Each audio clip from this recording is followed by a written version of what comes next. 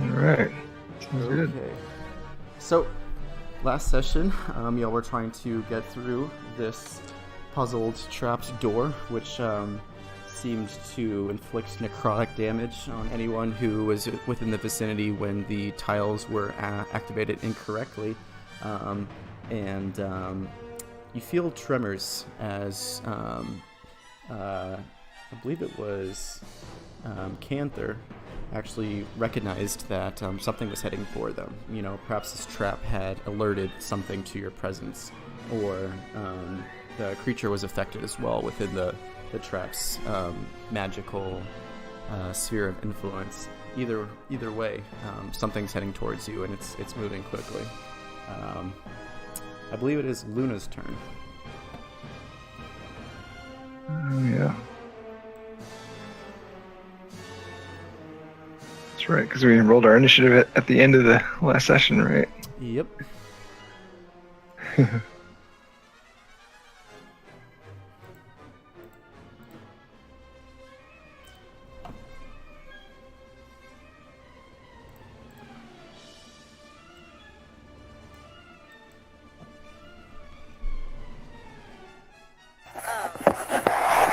Can you guys hear me now? Yep. No. Not muted. No. Oops.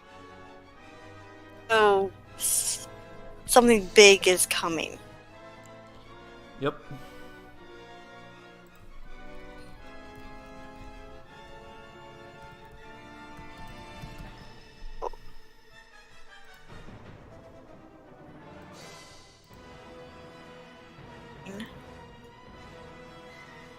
Fast.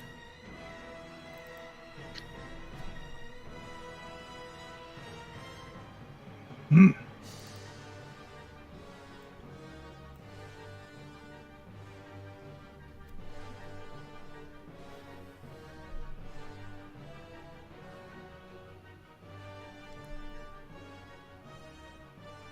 Or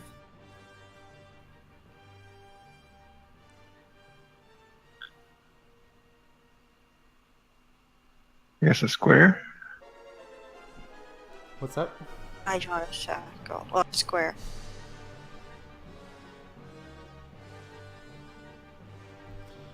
So it A doesn't. circle. So you suspect that it is the purple worm that is kind of heading towards y'all.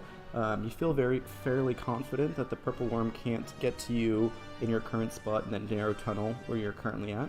But you also know that the purple worm burrows to the earth like a machine, and it's probably only a matter of time before the purple worm, if it does sense where you are, that it gets upon you, potentially swallowing you all whole.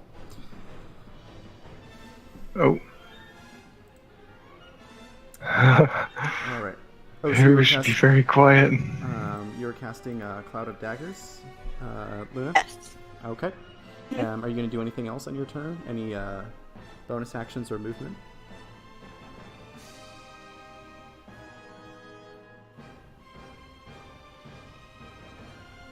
Playing a warrior, so I gotta be very cautious.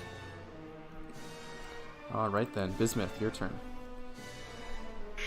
Okay, assuming I'm back far enough. Oh yeah, I'm kind of right at the entrance of this area here, so I'll just kind of duck down a little bit and brace myself. But yeah, I'll just wait there. Yep, wait there. I don't think I'll ready an action or anything, but just crouch. Okay. Do you exclaim anything or say anything in your crouched position? Yeah, I just say, brace yourself, remain silent. Hopefully he'll just go away. All right. And with that, the purple worm is going to blindly move down and pass through your cloud of daggers as they are spinning around. And it's going to pause right here. Go ahead and roll 4d4. Luna?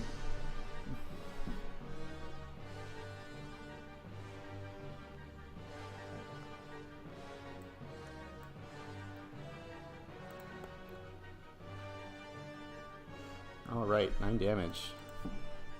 The daggers, it seems to swallow all of these conjured daggers, and they kind of slice up the inside of this maw of this purple worm, and you can't quite see if it has any effect just due to the sheer size of this creature.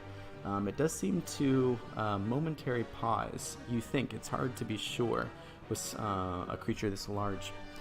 But the creature continues on, seemingly unaffected by these daggers, or perhaps the damage is just so inconsequential that it doesn't even seem to notice it. And then it burrows into the side of the wall, creating a completely new tunnel, and you're not quite sure where the purple worm is. Cantor, it's your turn. Whoa. Alrighty, so it seems like we need more information. So I'm leaving this corridor, which I'm going to try not to her area.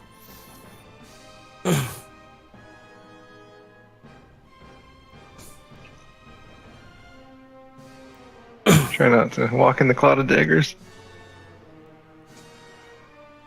North. I guess I'll actually dash because I got nothing else better to do. Okay, so you're just double moving?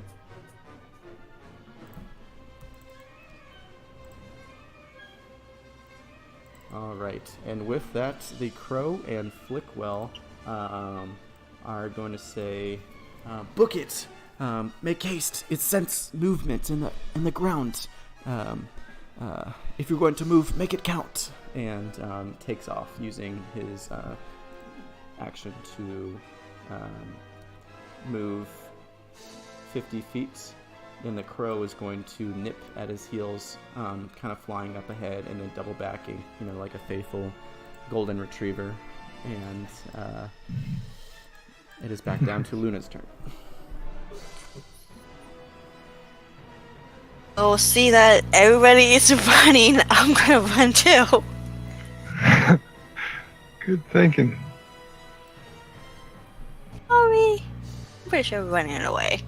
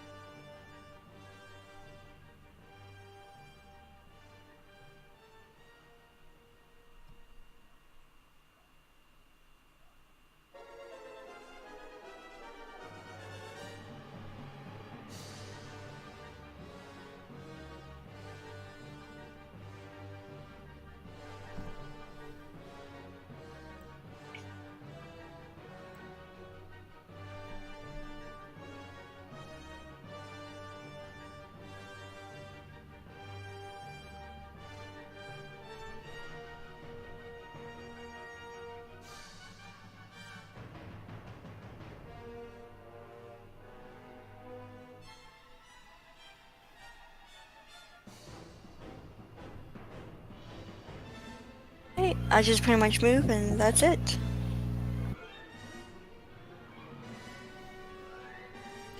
Alright, Bismuth. Okay. So you see your entire party just booking it, and you're still caught in the corridor. You're not quite sure what to do. Yeah. Well, okay, now's the time. Out I go. Ready. I will follow them. Let's see here. Oops. Yeah, about there, 60 or so. All right.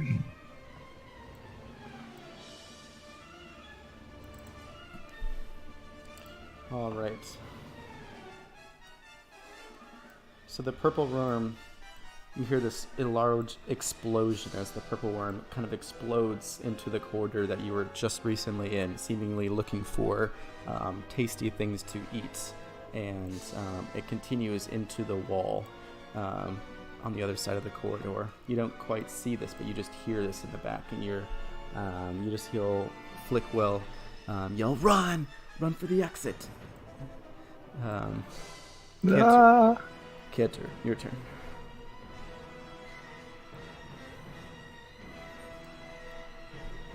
I agree with that guy.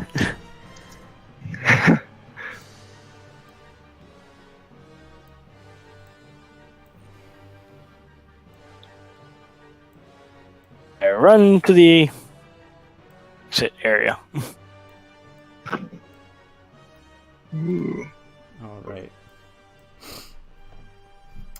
Flickwell is going to use his movement to get as far away as he can. His bird, I don't remember if he named his bird. He's continuously making circles, flying up ahead, scouting the area. And Luna, it is up to you. Which way is Flickwell going? I thought we were going up here. Oh, let me reveal that area for you. Flickwell, not that way. Up at the dead end, guys. Okay. Turn around. Thank you. Flickwell yells, Cantor, you're going the wrong way.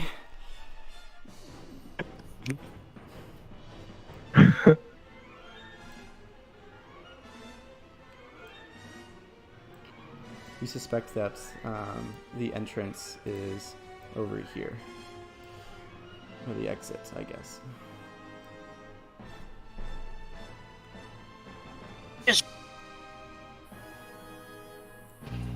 When he knows what to do. What's that? Flickwell? Yeah, Flickwell, he's a smart wizard. Yeah.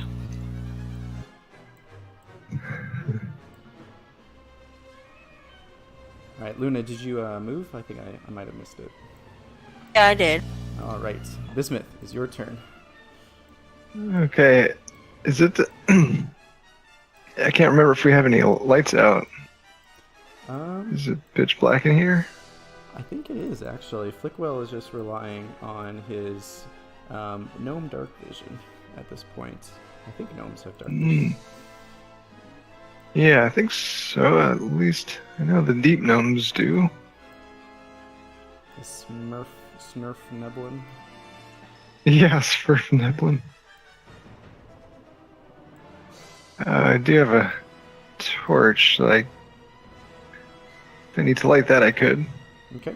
We'll say that is a bonus action to light your torch. You probably had it out, and perhaps it went out when you were fighting. Okay, yeah, relight that and go tearing off after the others. Okay.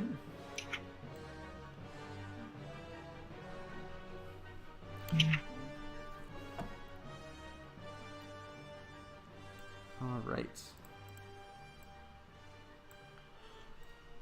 Okay. Okay.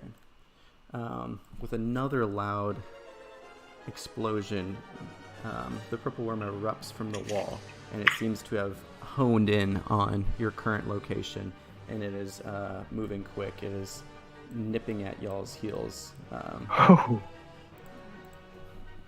But that's as far as it's made it on its turn. But it seems to be gaining on y'all. Cantor. Looks like I chose the right way.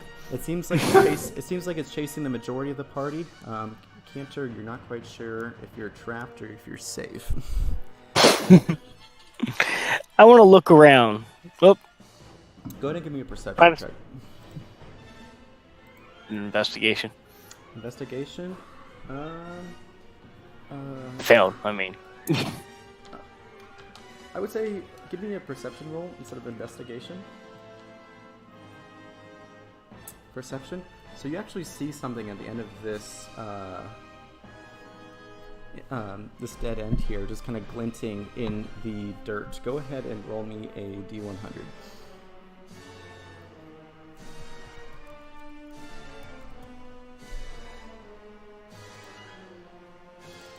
I gotta pull up.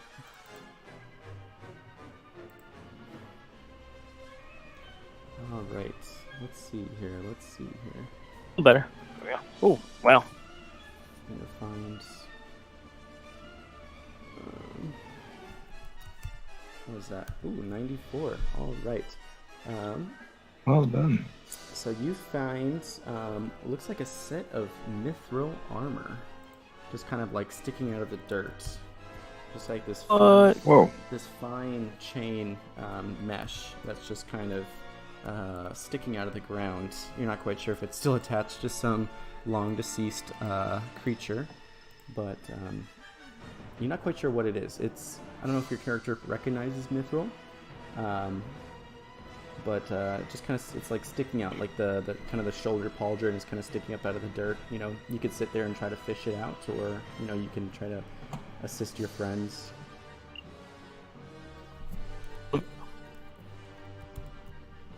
I will make mental note that it's there at least. Okay. All right. Anything else you want to do on your turn? We'll say that that perception roll was a bonus action, or a free action, rather.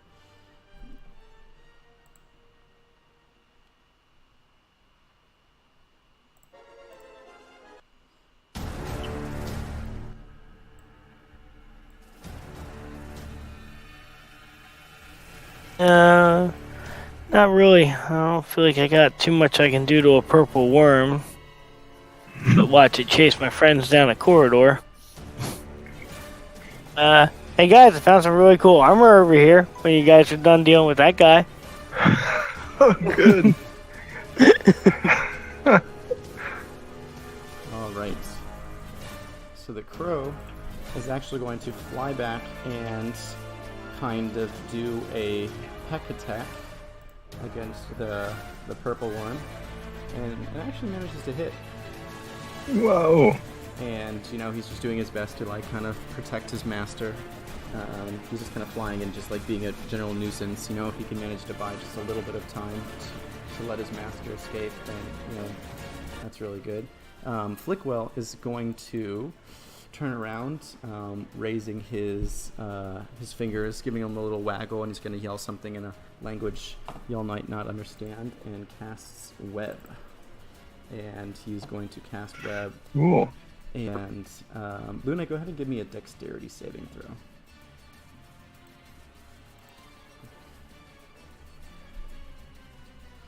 Nice. So you managed to, let's see here, 20-foot cube from the point of duration.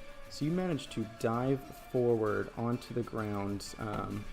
You're now prone, but you're diving forward as all these sticky webs kind of fill the space, and he kind of like fills this area with sticky webs, but manages to leave just a little bit of room for Cantor to kind of squeeze by.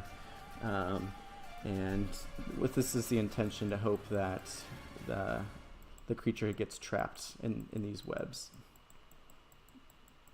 And he's going to take his movement and continue running for the exit. Nice. All right, Luna, your turn. Alright, so what exactly does prone mean? Prone means you dove and you're now lying on the ground. Things that attack you from ranged have disadvantage, but if something were to come up and hit you via melee, it has advantage. Getting up from prone takes half of your movement. So if your movement's 30 feet, it takes 15 feet just to stand up.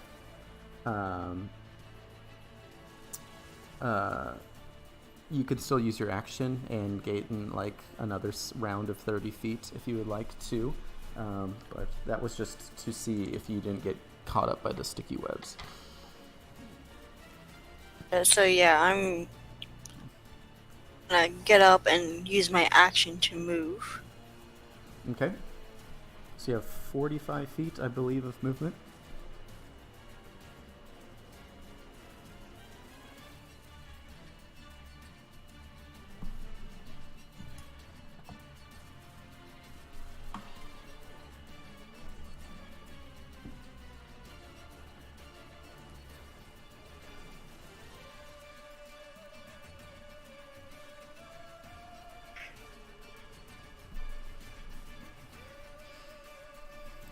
All right, Bismuth, you're not quite sure if those webs will hold. What do you do? Yeah. Okay, I will keep on running. Out to this. Oops. Flickwell, Exit area. Flickwell yells out, "Where's Cantor?" Oh no. And seeing that my companions are straggling a little, I'll kind of hold up. I'll just go 30 feet to about there, kind of as close to the wall as I can, and hold an action if the worm gets all the way this far to hit it Okay, and wait for my companions. sounds good. All right. So the purple worm is going to do a dexterity saving throw. And that fails. So the creature is restrained. Oh wow. It is stuck in these sticky Nice. fibers. All right.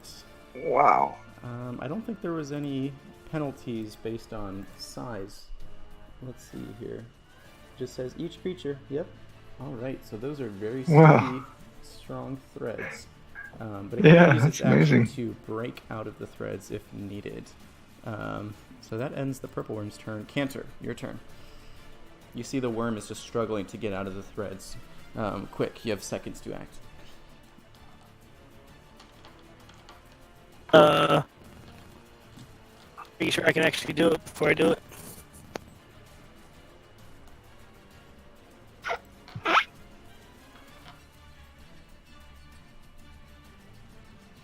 Yep.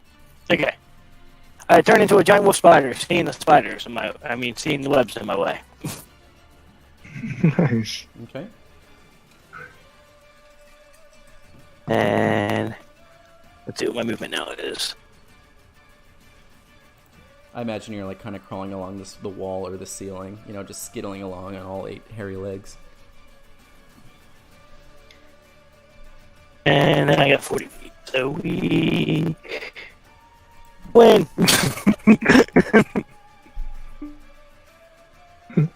Okay, let's see here. Spider just come crawling past them. What is that? Let's see here. Controlled by Cantor. How come you're not pulling up? Cantor, what's your character's name? Is it Hoff or Tony? What was your roll 20 name? Should be Hoff. Four. I think. Is it Hoff 1984? Yeah. All right. Okay. So, did you time out the space of your movement as a spider? Movement as a spider is 40 feet. 40 feet. So I dashed. Oh, you 80 dashed. feet. Okay. I'm gonna put you. Let's see here. I'm gonna put you here.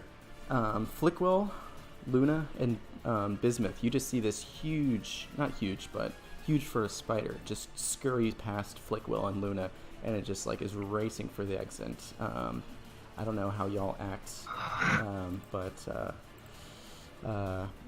let's see here. Nice. Do you have access to the to that token? Can you move it around? I can. Okay, perfect. And I believe your initiative was after the purple worm. Okay, Flickwell. So Flickwell, let's see here. He's just going to do just a straight intelligence check. See if he realizes that it is probably a wisdom. He's going to do a wisdom check to see if that is Bismuth, or not Bismuth, Cantor. And he's like, he kind of yells out, like, that must be Cantor. Come on, let's go. And he's going to race for the exit and vanishes up the tunnel that kind of goes to the surface above. All right, Luna, your turn. Nice. This big hairy spider just runs past you. Well, considering either the spider or the big giant worm, I'm more focused on the big giant worm. Spider later. As long as there's no crickets. Oh my gosh, no crickets.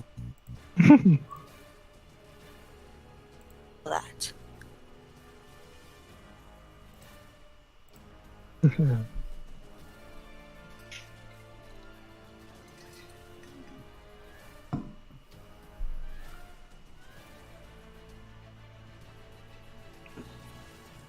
Guessing this is the exit. Yep. Where the exit is. Yep, exactly. Probably not the group. Are we leaving? Are we? What's going on? Yeah, there's nothing down there but dead ends.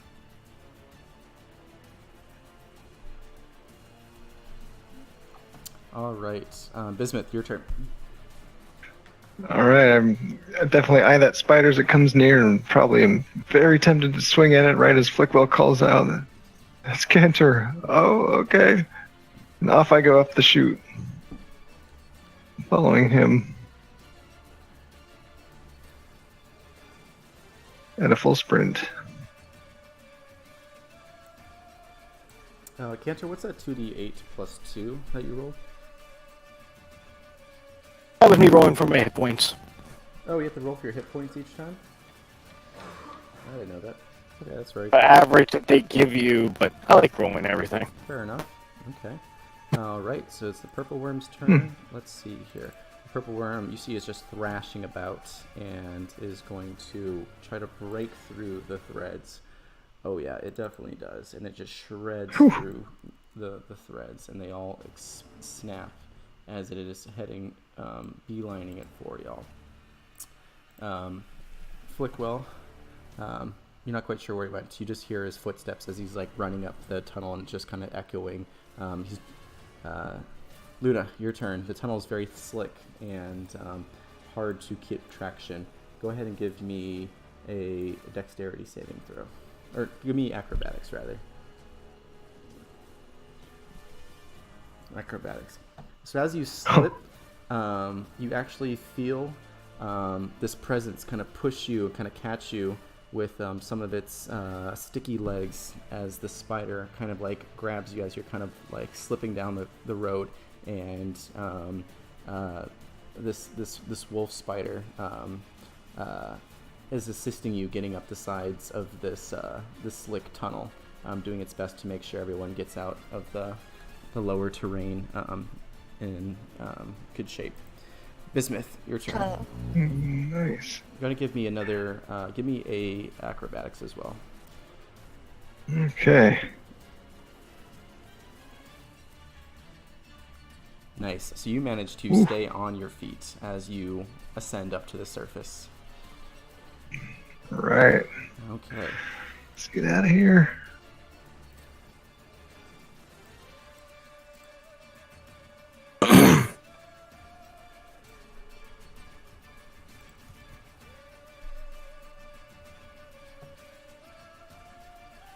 Nice.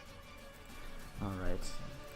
As you get up to the surface, you're just kind of sitting there, and you're not quite sure what's going on. Everyone's catching their breath. You're not quite sure if the purple worm is chasing you. How do y'all react? We're out of combat right now. I will come back in human form, or not human, but halfling form. Okay. Let's see here.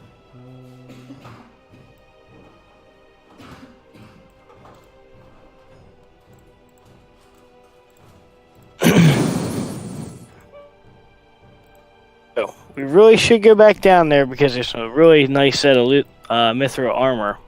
Or I don't know if mithril quite say, because I don't use metal, but Oh yeah. Well, tell me, can you transform into an eagle so you can go down there and not disturb the purple worm? I cannot turn into anything that. Well, I can turn into things that can fly, but I have to hop around.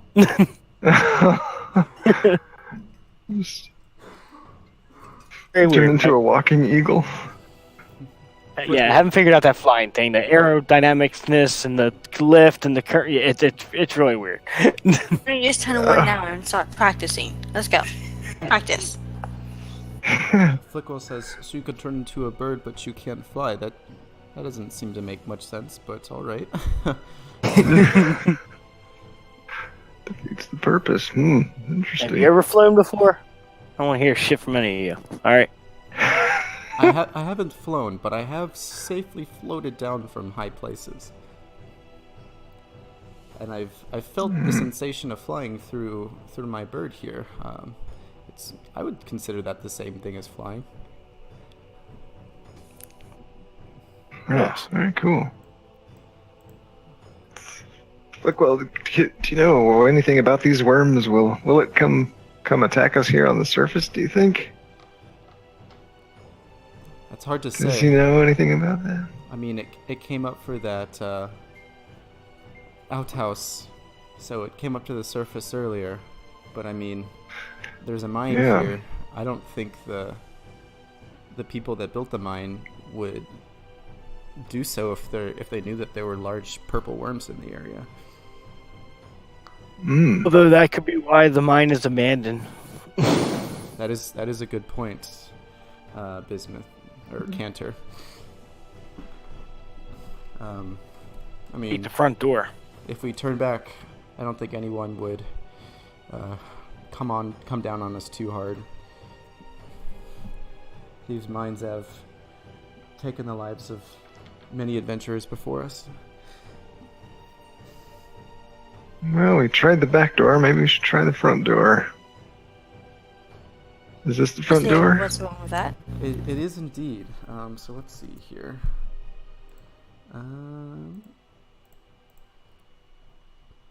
All right. So rubble and flinders of rotten wood are piled around the mouth of a 10-foot wide, 10-foot high tunnel carved into a rocky hillside. The floor of the tunnel is covered in loose dust, and the wooden buttresses and crossbeams that support the tunnel ceiling have seen better days. So it's kind of been boarded up a little bit by these wooden planks. You could probably peek through if you so wish, and it probably wouldn't be too much of an effort to break into the mine. Yeah, my adrenaline's still going, so maybe I'll just take a big old swing at those. You said there's boards blocking our way in, so I'll try to smash those. Go ahead. I take a and give step me back. A attack roll with advantage. Okay. One quick second. Okay. I mauled it. Oh, you definitely did. You just break through all the boards at a large downward swing that just snapped. If you can even say that. The boards seem to just disintegrate before your mighty magical maul. There's a cloud of dust and debris that kind of like fills the air, and you're just kind of choking and gasping a little bit. But as the dust settles, you actually see what seems to be 4 small humanoids that are kind of half buried in the rubble flanking the entrance, 2 on each side.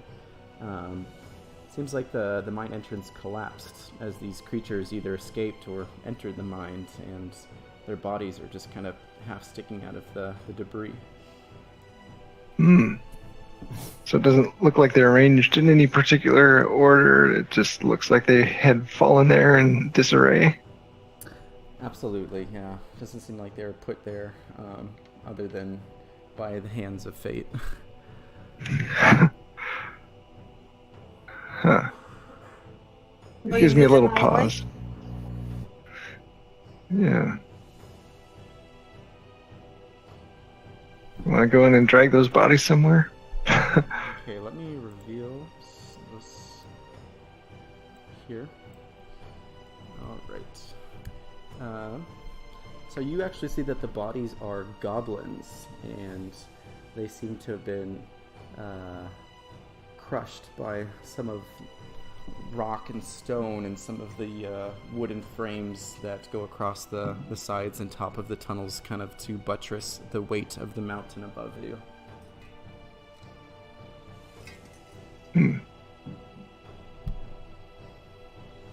Is there Take the bunny and dump it in the hole so the worm can eat it? You certainly can do that if you so wish to do so. Does anybody have any objection of that idea? kind of a distraction for the worm? Sure. Well, I go ahead and do that. Okay, so you drag the dwarf or the goblins two at a time, by their hands or feet, and they are just the bodies are actually pretty fresh.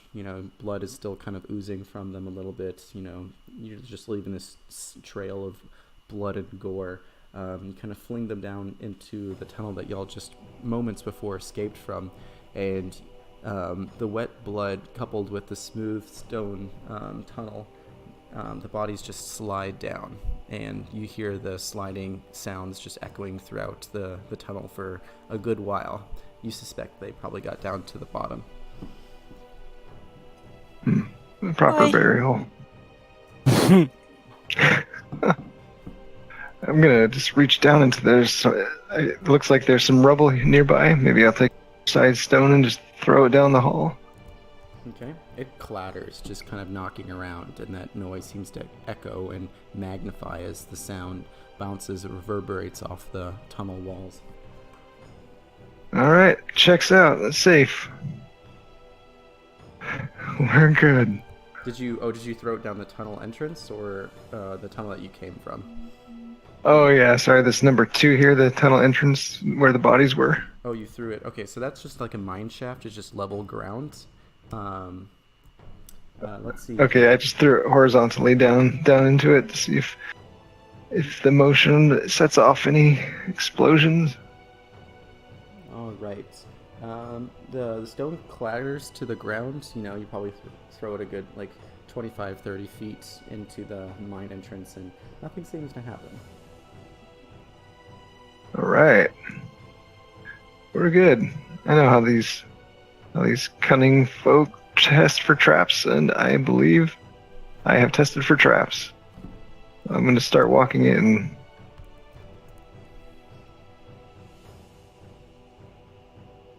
We'll follow behind you. I've still got my torch lit. Slowly walking in, kind of. I'm going to be looking carefully, though. Should I give a perception check? Go ahead and give me a investigation or a perception check. Yeah. Okay. Okay. So you don't quite notice anything, but as you're kind of looking around, you see a flash of light, and it seems to come from the ground below you as these runes light up. They seem to have been covered by a sheet of dust on the ground, perhaps from when you knocked down the mine entrance planks. But at that very moment, the ground the ground rumbles and the ceiling rumbles, and let's see here.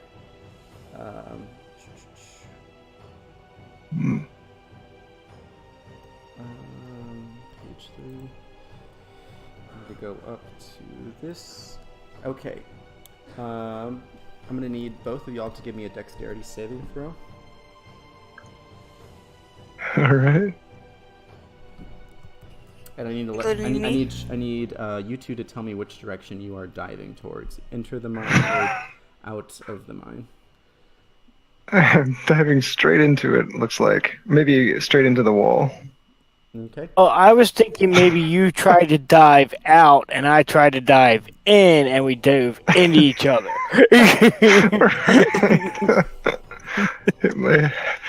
Our skulls collide. All right. So you two knock heads. Cantor, you actually fall backwards, dazed from the skull strike. You fall backwards. Bismuth lies exactly where he is, and let's see here.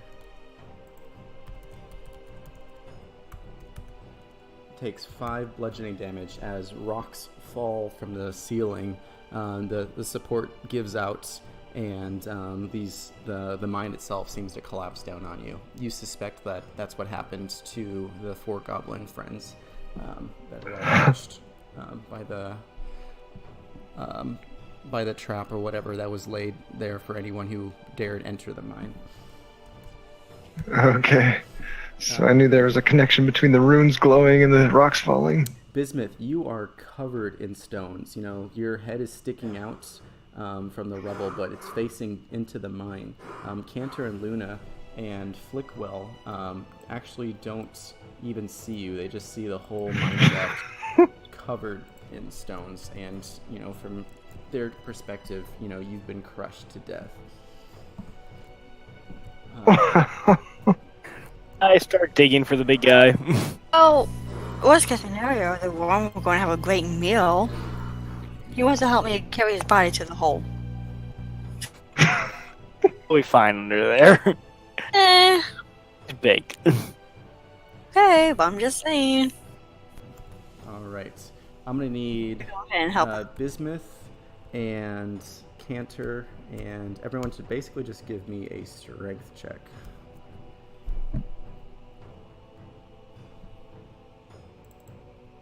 Strength check, okay. All right, Cantor, you managed to. Oh, just kidding. Bismuth, you managed to free yourself from the stones. You just kind of like sheer force of will pull yourself from the stones. Your legs crushed and beaten up, but you can still stand on it. You put some weight on it and it winces, but you feel like you could walk it off.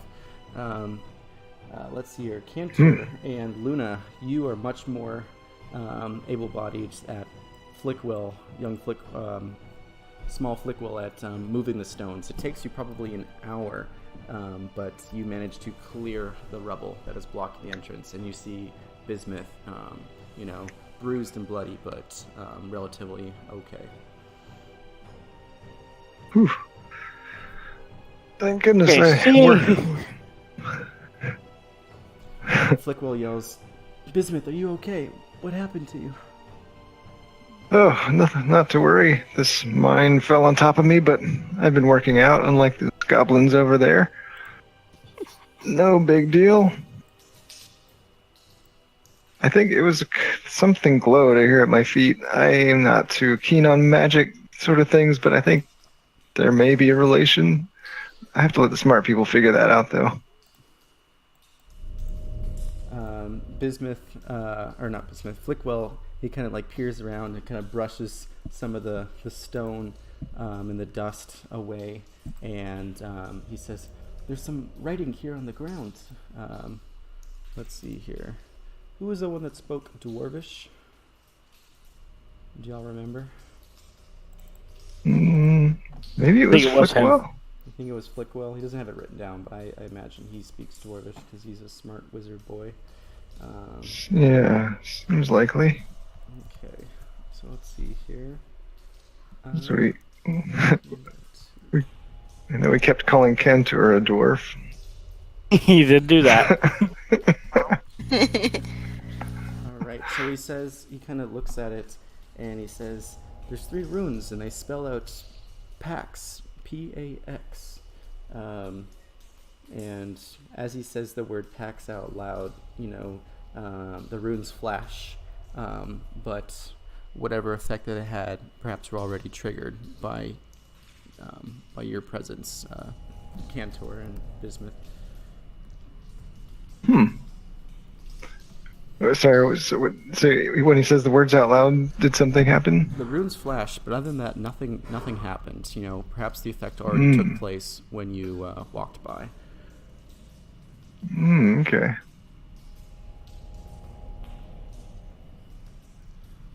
All right. They would continue going. Flickwell says we should proceed carefully. We're not quite sure if there'll be more traps.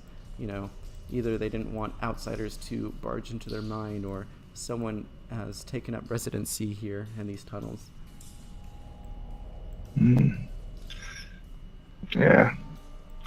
I can deal with physical threats, but Flickwell, you seem like you know your way around this magical stuff. Maybe I'll let you try to lead the way. Flickwell says, "All right, I'll send my raven ahead of me too. He can perhaps scout out the areas as quietly as he can." Good idea. All right. So as you continue forward, you come across an intersection.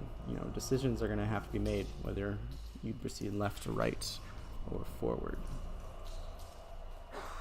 Aha. Classic Go crossroads. left.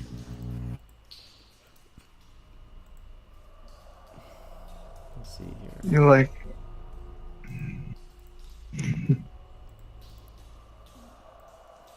Flickwell, he says, I don't know, which way should we go?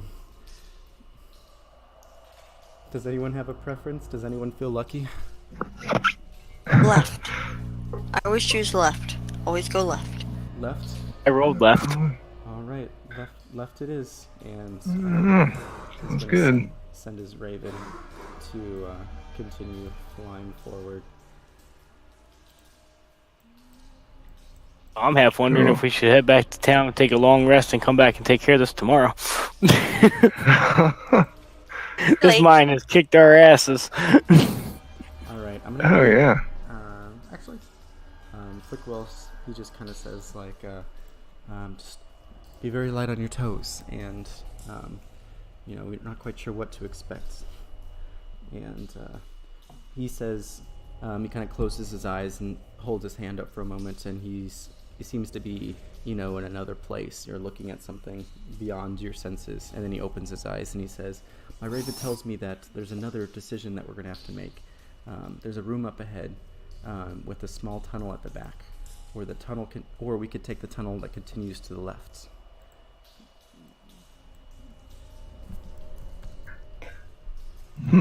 It's a small tunnel. And then, let's see here. Cantor is just going to... what's going on here? I don't want that.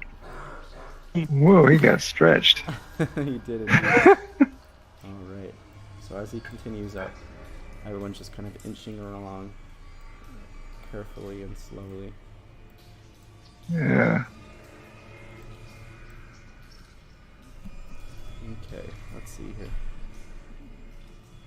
So you enter into this dusty 10-foot high cave, which contains several splintered cots and 4 intact but empty chicken coops.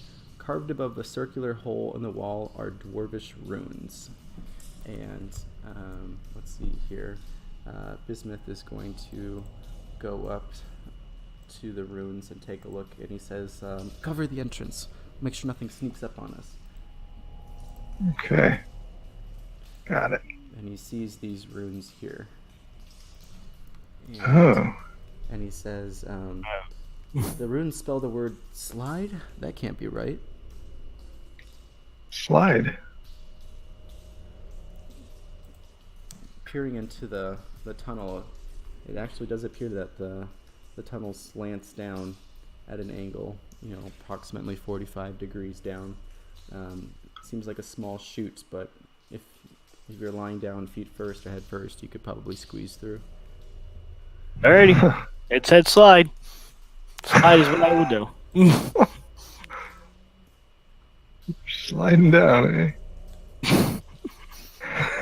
Cantor, do you jump in the slide? What's going on here, buddy? I slide. It said slide. Oh, hold on. Before we go sliding down there, though, I want to check out the rest of the room. Okay. Before we leave it. Sure. Oh, nothing.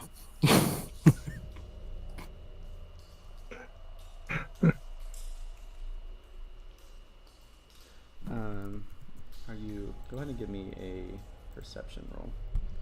Well, I rolled a 6. It was terrible. 6? Okay. You don't see anything. It seems like this place has pretty much been already... anything that was in this room has probably been taken by adventurers, or there wasn't much to take in the first place.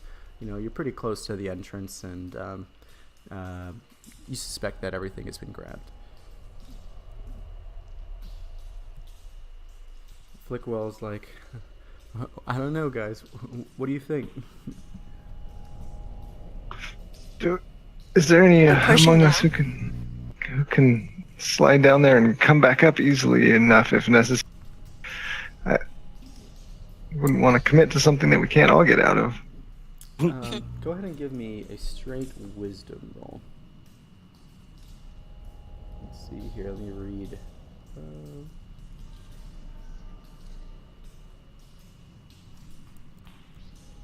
Okay. Oh yeah. You're not quite Oops. sure. Okay. I can let you know that I can go up and down it pretty quick.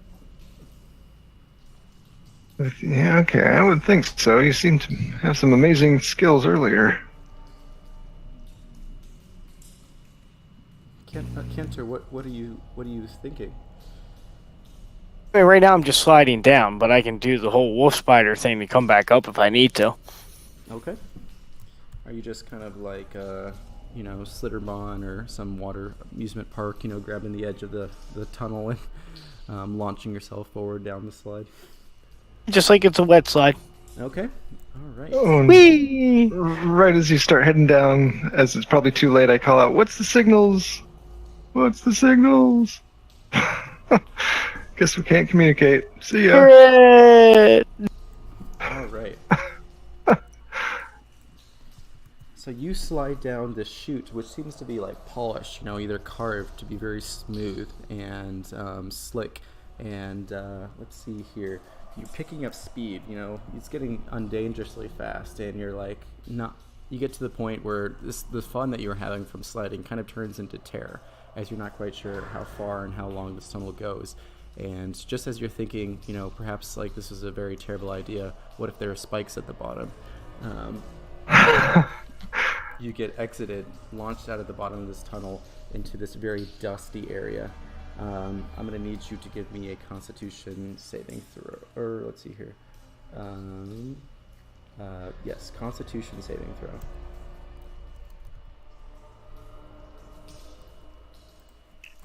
Save from dust. Alright, you take 5 bludgeoning damage from the fall, just getting tossed around and banged up. And as the dust launches up into the air, you're like, it gets in your eyes and your mouth and you're coughing, but you were smart enough to not have your mouth completely open, screaming, perhaps attracting any enemies in the area, and you managed to not become blinded or cough too terribly much. All right. And as you fall into the pit, you see... do you have dark vision at all? I do not believe halflings have that. Okay. You don't see anything. Unless they know. You do hear the sounds of some clattering. You're not quite sure, but it's coming up from the area of the tunnel ahead. You're not quite sure. What is the rest of the party doing in the meantime? I'm waiting for the signal. I'm here. I'm just kind of waiting around, starting to wonder how we're going to proceed now. Flame, so I Waiting. can see what's around me. And just hold it in my hand. What's that? Say that again. So it's like a torch in my hand, and I look around. All right. As you light up the torch, you actually see these figures that are actually moving towards you, slowly Wah! and methodically. I'm going to need you to roll initiative.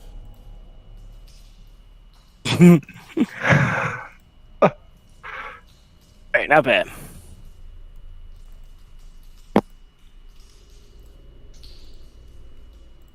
All right, I'm going to have everyone else roll initiative. You are not quite aware at this moment that that Cantor is in a hostile area.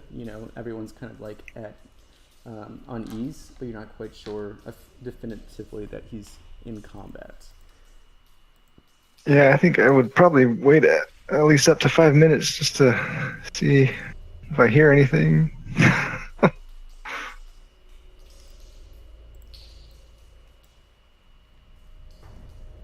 I'm gonna assume everything's okay. Let's see here.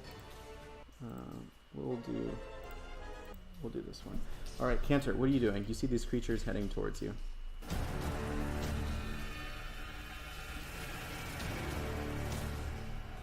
In a spider form. Up, and I web the the hole so that they can't come back up, or so they can't come through it. Nice. Okay, spider form can cast web. Has web walk? Seriously? A giant wolf spider can't cast a web itself? Oh I don't believe gosh. so. I think giant wolf spiders. Oh, it's got. They just kind of like pounce, they just pounce on stuff and attack. So you're just climbing up this area? boo was that? Move it. 80 feet. Straight back up through the hole. Okay, as a wolf spider. Making it easier for me. Nice. So you managed to get up to the surface, as all these kind of like skeletal, crocodiles or lizards. You're not quite sure. Let's see here. Do I have a picture?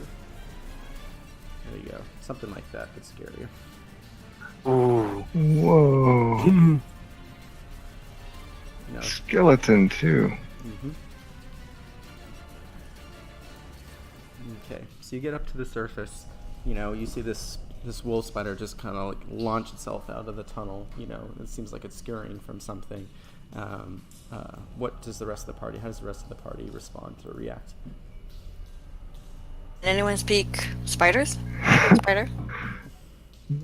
Sure don't. Just say, oh, Cantor must have found something. Must have found something he doesn't like down there. I just assume it's Cantor at this point.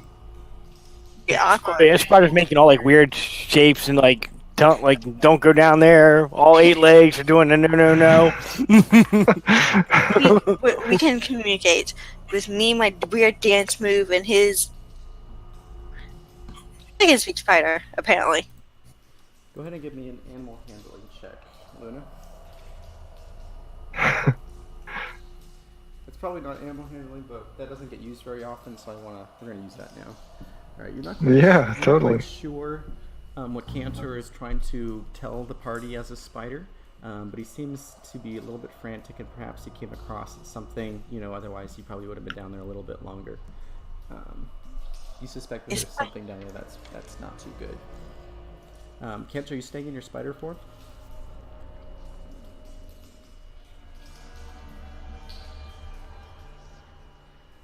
I think you're muted, my friend.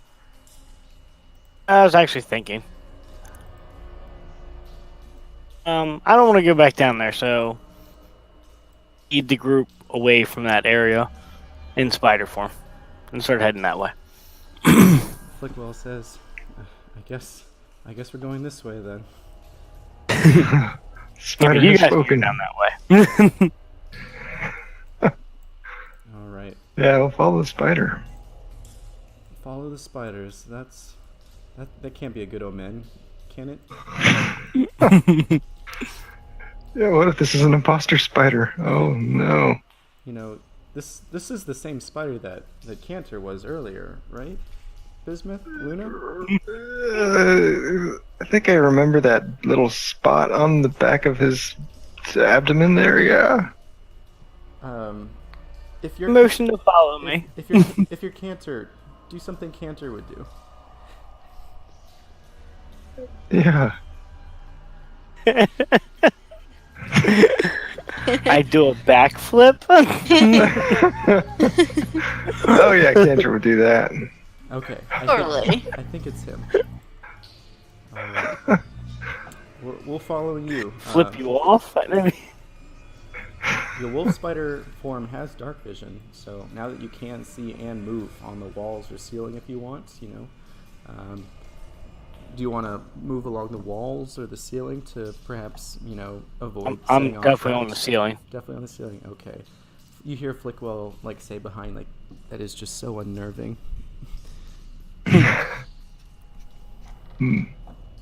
All right. So I imagine you continue on ahead. All right.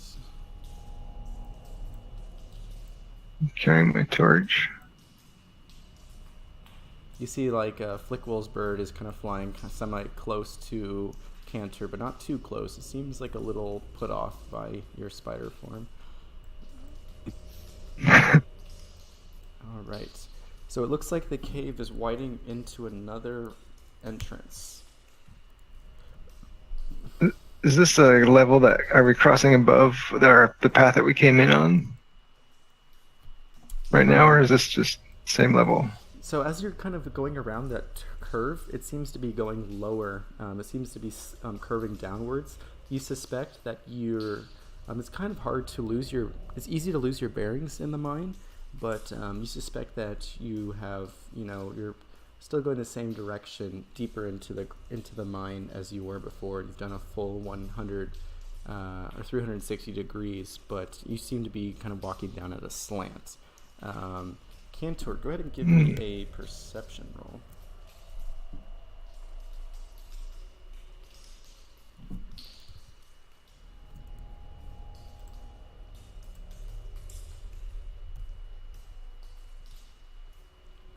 $17.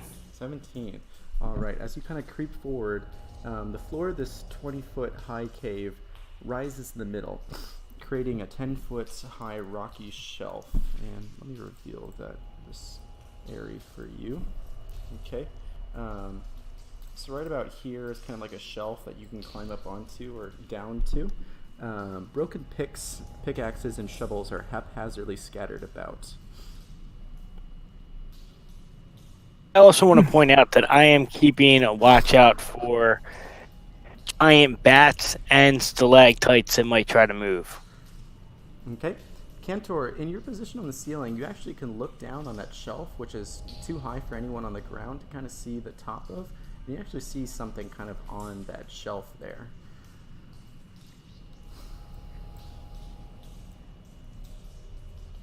Lower myself down to it. Okay.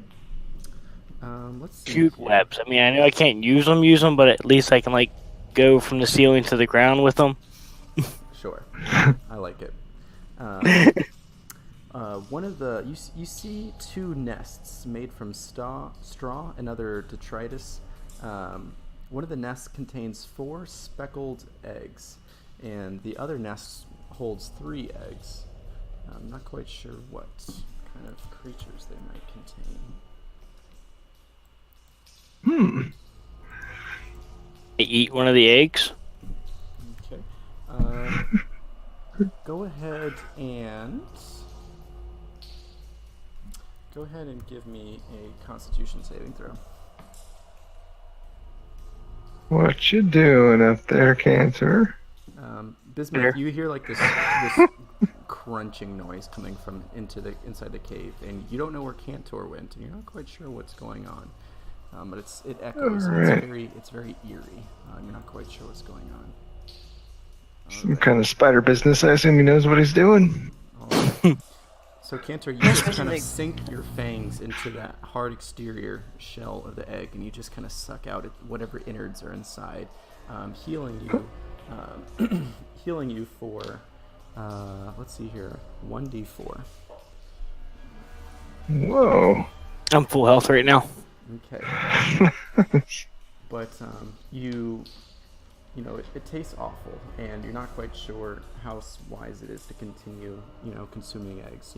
Perhaps there's a side effect, but you're not quite sure.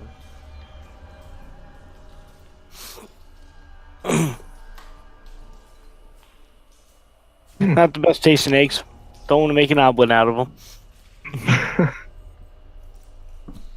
But also probably want to avoid whatever the mother to these eggs is. How big is the egg? The egg is, let's see here. I'd say the egg is probably the size of a small coconut. Cancer, do you currently have 32 hit points? Right now I have 14 hit points. Oh, that's On right, 'cause Cantor, I have you're 22. You're in spider form. I forgot. Okay. I'm just going to be moving through the room. Just The rest of the group does not know that you're up there. They hear like this feasting, this munching, and like this gross, disgusting like slurping noise coming from the top. Flicker says, "What in the gods? What in all the hells is that up there?" Oh, gosh. Something spiders do, I guess. Best not to ask. Scuttle, scuttle, scuttle, scuttle, scuttle. So Cantor scuttles down. You see like goo just kind of dripping from his fangs. It seems like he had just feasted on something dead or dying. You're not quite sure. And Flickwell's like, "Oh, I think I'm gonna be sick."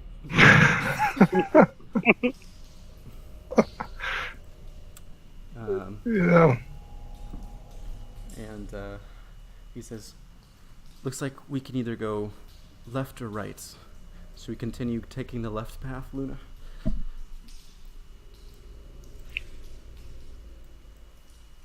AGL It is. always go left.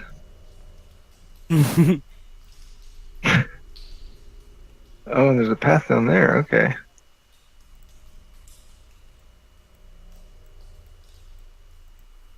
Luna, what do you think we should do?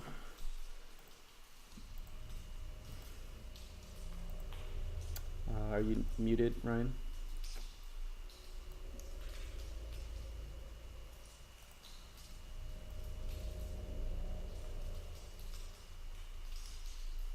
Okay, I have an idea. Four of us, we should split. What do you guys say? We should split. Yes. Oh, okay. Who do you suspect should go with you? Strong guy. Well, Not squishy. I'm not going with the spider. He's friendly. Just feed him some eggs. He won't, so that way he won't eat you. You're not quite sure that there's eggs up there.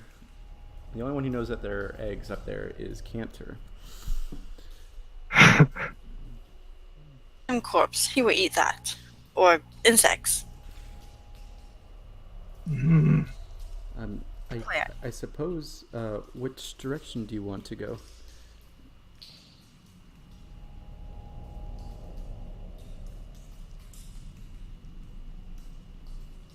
Do you want to take the right tunnel while we take the left? Yeah, I should not be the leader. My last crew, man. Boy, I wish they never selected me to be a leader. Ugh. And new crews, you know. Like my last mistake. Well, Probably not. everyone's opinion is valid, and I want to hear what everyone thinks before making any rash decisions. Spider? Well, I guess we can continue taking the left path, you know, that way we don't get lost at all, right? And then he kind of just follows Cantor down into the tunnels. Okay, I'll take up the rear. I guess, Luna, do you begrudgingly follow along? Yeah, honestly, I mostly go with the flow. Like, she doesn't really care. She just likes to go left, though. It's right or wrong, she will go left. I like it. Keep an eye out for whatever laid those eggs. Okay. As you continue along, you don't quite see anything. The tunnel seems to descend again, like you did before, and it seems to be curving around, going deeper into the heart of the mountain. Flickwell, I imagine you're being as sneaky as possible. Or not Flickwell, Cantor. About it? I imagine you're trying to be as sneaky as possible as you lead the group along. Stealth. Yep, go ahead and roll me a stealth roll. Or I can roll that for you if you'd like. Okay, 15. Well, but give me a second, because Dex is +3. Okay, on spiders. -1. So I got a 14. 14. I think you get to use your dexterity as a spider, which I think they're pretty good at being stealthy.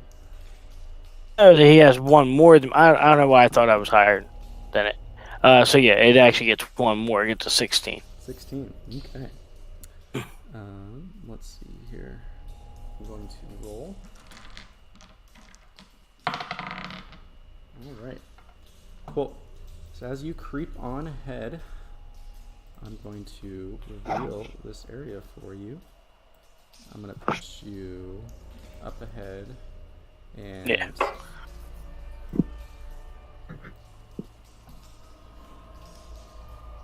all right, this is the next area. All right.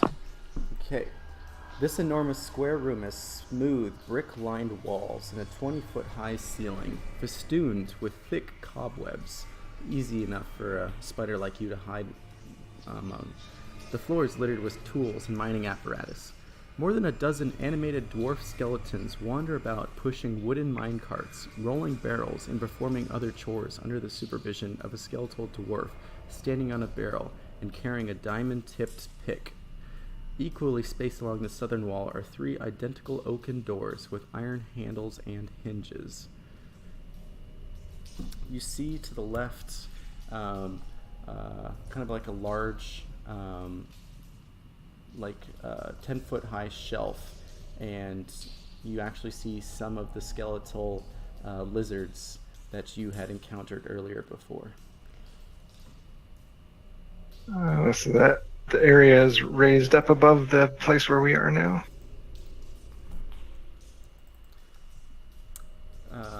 The area up here is raised up. Everything else on the ground is flush. It's like a large room. Area number 8 is raised up. Yes. Nice. Okay. All right. Let's see if I can share that picture with y'all. Are you doing anything, Cantor? You probably have half an hour left. 15 minutes to half an hour left on your spell, because I think it only lasts an hour for you right now, or maybe was it 2 hours? I have to double check that one. I think it's your druid level divided by 2 rounded down. I could be wrong. Play the druid. All right. This is kind of what you see on Discord. It's uploading right now. A picture. Oh. My. Half your druid level rounded down. Okay, that's what I thought.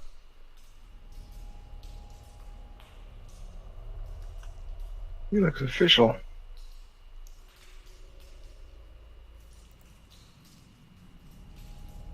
Start backing out a little bit.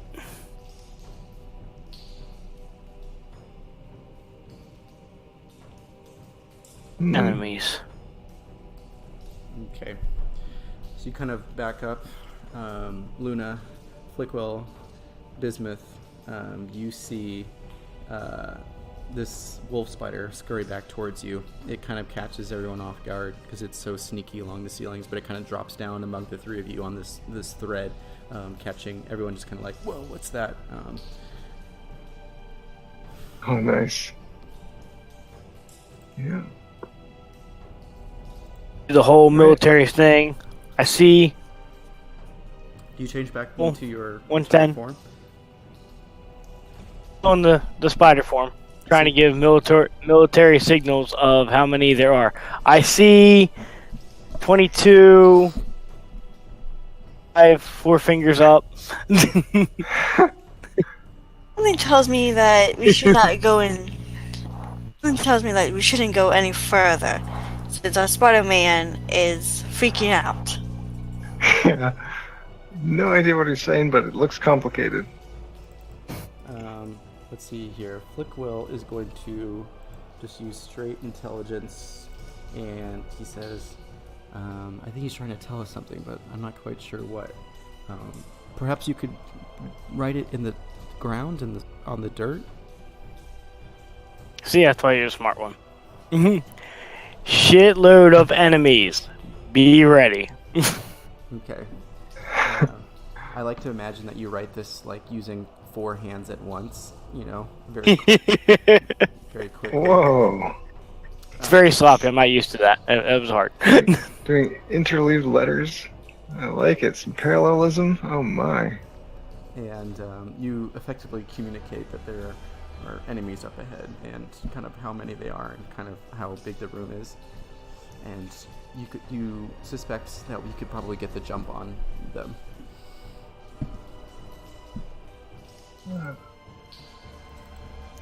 I lay out battle plans. I actually have speak with animals if we need to. Nice. Yeah. To be able to speak to my traveling companion. But when you have a druid in the party, Yeah.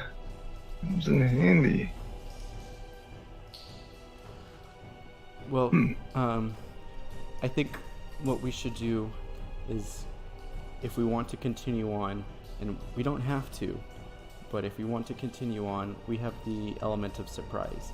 It seems like they're too busy performing whatever it is skeletal undead dwarves do in the afterlife. just wish we had a fireball. I'm not that strong. I wish I could do that for you. That would be very useful. I have fairy fire. Will that help? That would Doing be everything. useful for, granting the ability to more effectively hit those creatures. I don't know if it'll encompass the whole area, but it'll definitely help. Say the word and I will I can cast cast one more web spell, or something else. I don't have a whole lot of spells that affect a large area, but I could go in there and cast Thunder Wave. That's a spell that takes up a good chunk of space. Maybe I can hit multiple creatures. You can also cast blindness / deafness. Would that help as well? Or are they undead? It doesn't really affect them. I honestly don't know if that'll help or just kind of hurt us. Perhaps we won't be able to see the creatures. He seems a bit exasperated, not quite sure what to do. I don't know. Do we let the fates decide if we go in or find another route? As a wizard, I think he would know that blindness and deafness is only casted on one creature. Okay, kind of relays that information to Luna. He says there seemed to be a leader, right? Someone that was kind of controlling all the undead. He had and he's kind of like looking down at the scrawlings that Cantor left in the dirt. He says he was holding a note in one hand or something, and he had a diamond pickaxe. Perhaps if we take him out, we can. The rest of the undead will fall apart or scatter. I don't know. It's a good plan, but should we, I don't know, work our way towards him? Or try to be sneaky as possible, go around the enemy and go straight to him? I mean, Drop on him while you guys distract the others. seems to be on the other side of the entrance, kind of looking down at the floor plans of the map. It says, perhaps Cantor can get the drop on him from the ceiling, but I don't know if we're sneaky enough to get past, 6 or 7 dwarves. No, I mean, if you guys lay down suppressive fire on these guys and keep their attention, I'll go behind them and drop down on the big guy. Okay, you just kind of. I like to think that you're running out of writing space, and the party's having to move back into the tunnel to find more places to. Well, at this point, I feel like we could probably just take a short rest so I can come out of my form, take a short rest, and have both of them back again. Okay, would you like to take a short rest? The way I can go to spider, sneak behind the big guy, drop down, use my spider form, and then have one more form to use up if I have to fight him for a little bit longer. Okay. Yeah. If we take a short rest, someone needs to watch our front and our back. Who knows if the dwarves or whoever is lurking about these tunnels. I'm gonna have to take a short rest to regain some spells. Bismuth, how are you doing? I'm doing pretty good. I'm feeling hale and hearty, and I think I don't recover any energy until I go to bed. So All right. I can watch over us. Okay, that's good. let's do that. I'm counting on you, and you Okay. can spend hit dice if you would like. You turn back into your halfling form, Cantor. You see Flickwill just sitting there. He pulls out his spellcasting book, and he's kind of flipping through the pages, looking for something that might be able to help the party out. I'm gonna get my phone and cheat a little bit because I'm the DM. Let's see here. Totally. What are some spells that might be useful? I'm on a short rest. Does he not have any? He probably doesn't have written down what's in the spell book. He has, Or is he didn't- not a didn't- wizard? He didn't have any level 2 spells written down, so I gave him some. I'm gonna give him some more. Hmm. Alright, here's one. I'm gonna give him this spell. I like this one. Alright, so then does he get What is gets, he? he gets spell slots back for, let's see here. Once per Is he a day, when you wizard? finish a short rest, you choose expended spell slots to recover. The spell slots can have a combined level that is equal to or less than half your wizard level rounded up. Oh, that's nice. So I get 2 spell Yeah. slots back, which is very cool. So I can either get 2 first levels or a second level. Wait, Yeah, is like he a that. wizard? Oh, he's a sorcerer. Oh, I thought he was a wizard this whole time. Yeah, I was confused about that too. Whoops. Alright then. Let's go to sorcerers. I think the sorcerers get everything back on the short rests. Oh yeah. I think. I don't remember. And he has sorcery points too. Oh man. Yeah, I've never played a sorcerer before. They're a little mysterious. Oh, he's a sorcerer. Yeah. Oh. Oh, I think it was Warlock that got all their spells back on a short rest. Sorcerers Oh. have to wait a whole day, or they can use sorcery points to gain spell slots back. I don't think he had any meta magic options picked out. Tides. Let's throw it together really quick.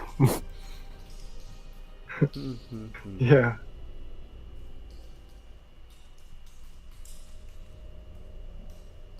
So he is wild magic. Alright. Oh, that's right.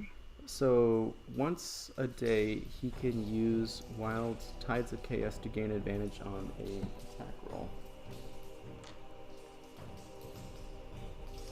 Okay, that's useful. And he has 2 sorcery points, which he'll probably use just to gain spells back. Is that all I can use the sorcery points for now? He can use them on... Oh, he can use them on either like Careful Spell or Empowered Spell. I don't want to look at that too much. I'm just going to use them to gain the spell slots back. Perfect. Alright. I can transform unexpended sorcery points into 1 spell slot as a bonus action on your turn. So 2 sorcery points gives me a singular spell slot. Wow, that's not too much. Alright, all I can get is a singular spell slot back. In that case, I'm going to save them.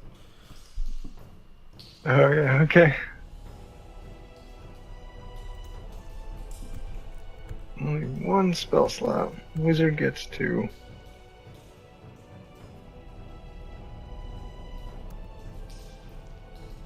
Oh, he has 3 sorcery points, so I could actually get a second level spell slot back. No, he's going to save them. All right.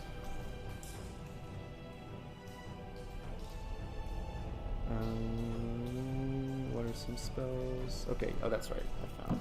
Cool. So, has everyone got their short rest taken care of? I believe so. Alright. What is Flickwell's AC?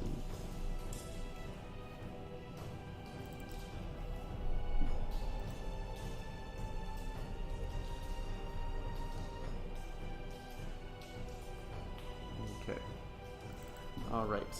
So, what's the battle plan? Cantor, what do you suspect we should do? So for starters, Flickwell, do you have that spell enlarge? He flips through his spell book and he says, yes, I do. Some fun with this. I'm gonna go giant spider and I'll go climb above the the head honcho. I'll fall on top of him. Okay. When should I enlarge him or enlarge you? As soon as I get over top of the big guy. Okay. Yeah, I think I can do that. Let me see what the range is. 30. The range is 30 feet. So I can't quite enlarge you when you're above the big guy. Perhaps he'll walk closer, to the entrance. Does he look like he makes rounds or? As you kind of sneak up ahead, it doesn't seem like he's moved from that barrel that he's perched up on. He seems to be just waving his diamond pickaxe and like barking in an undead language you don't understand, and the like kind of commanding orders for all the undead dwarves to follow.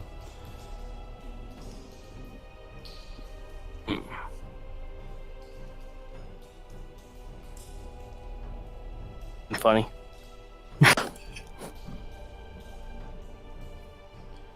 And he says, I can make duplicate illusionary versions of yourself, making it harder for the creatures to hit you. So if they do get the jump on you, you'll have at least perhaps have a fighting chance. That's not a bad plan. I think the big thing is I'm taking on the big guy, and you guys are taking on all the little guys, just holding them off while I finish off the big guy. Oh, wait. I think I can only use this spell on myself. He's kind of flipping through the spell book, and he's kind of rereading it, and he kind of like turns the spell book upside down and then sideways. And yeah, I think I can only cast this on myself. Sorry. It's got like script written in all the margins and tiny things going horizontally and vertically. Oh, for sure. He's a sorcerer, so he doesn't have a spell book, but I like the fact that he has a spell book, so he has one. Oh yes, for his own reference. It's canon. Yep. Excellent. Yeah, I think I would definitely be most useful in there, smashing those small guys. I'll try to draw all their attention somehow.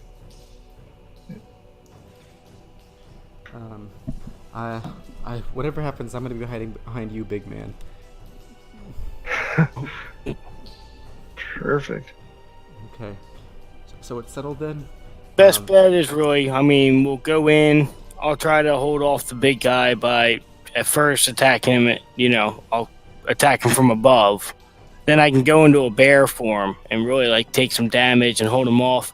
Could you maybe give me a couple more AC? Maybe cast some mage armor? I can cast mage armor on you. Yes, I can do that. Nice. Let's see here, mage armor. So I think it's 13 plus spellcasting modifier or dexterity Plus these modifier. decks. Yep. Okay. And I think it's your dexterity modifier as a bear or as a spider or whatever. So he kind of goes up to you and he kind of like touches your forehead with a finger and then touches the inside of both of your palms and then touches each of your kneecaps and he's like, there, the spell's in place. It's good for 8 hours.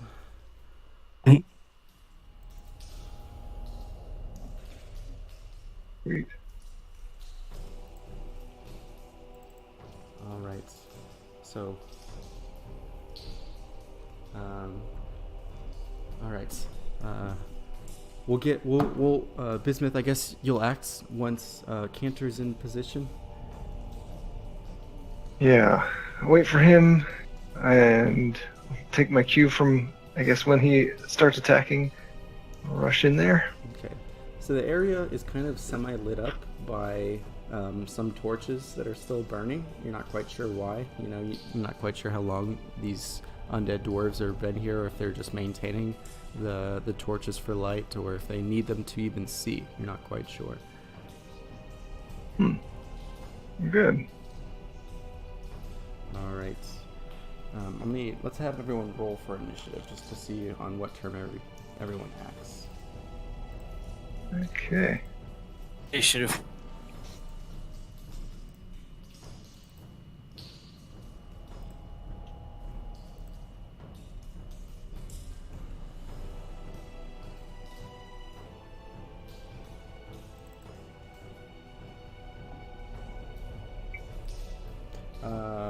Luna, click on your token and then okay, there we go. I'll make that a 15. Cool. Cantor, 22. Yep. Very nice. Okay. Yeah, I started with the 10. Oh, I wasn't clicked on my token though. gotcha.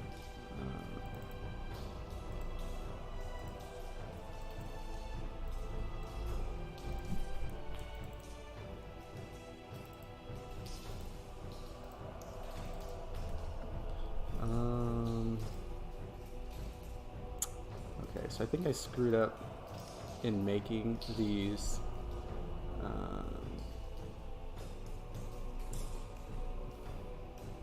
Okay, never mind, we're good.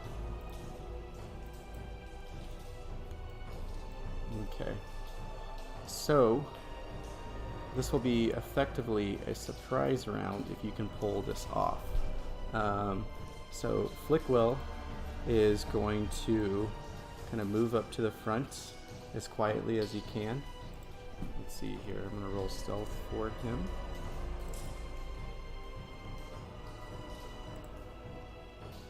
Oh boy.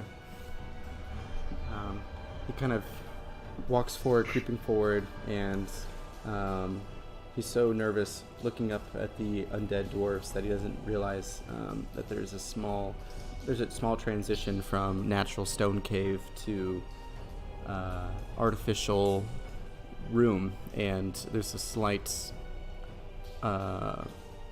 step onto the brick, and he doesn't see any trips, and he falls, and it makes a sound, and everyone's kind of holding their breath, not quite sure if the dwarves heard it or not. What do you do, Luna?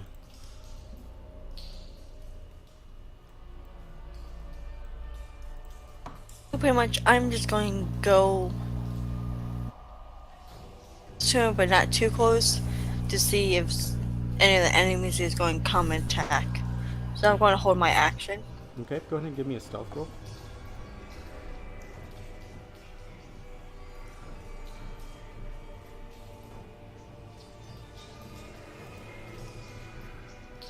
Nice. So you managed to sneak up, and you kind of help Flickwell to his feet, and you're just like peering around. Nothing seems to have noticed you, at least, it doesn't give any indication that it's noticed you. All right. Bismuth, your turn. Okay.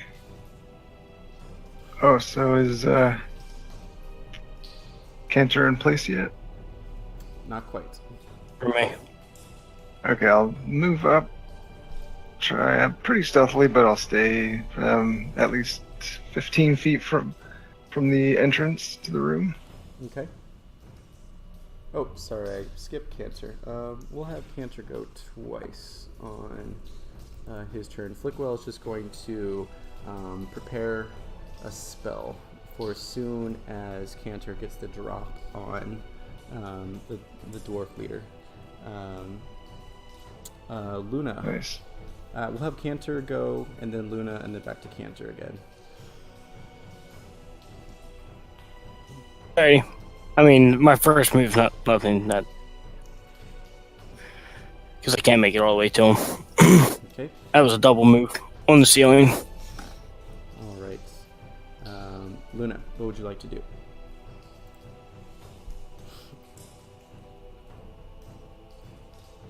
Flickwell on his turn is going to cast Mirror Image on himself.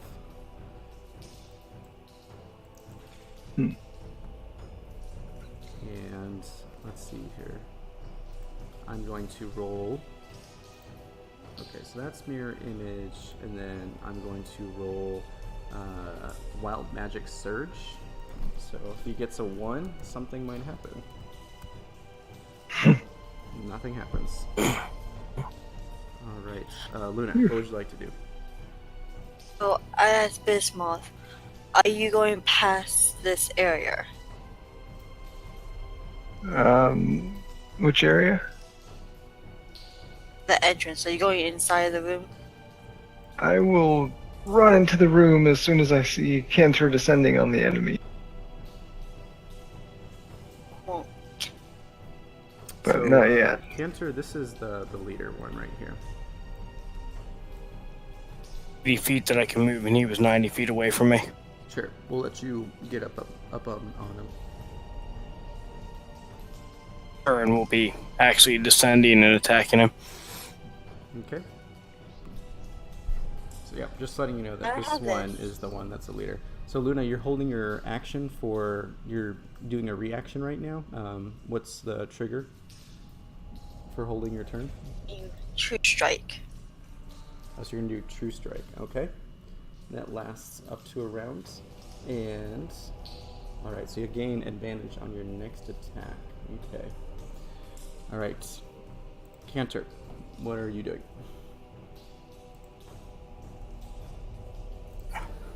I'm moving in and descending down upon this guy.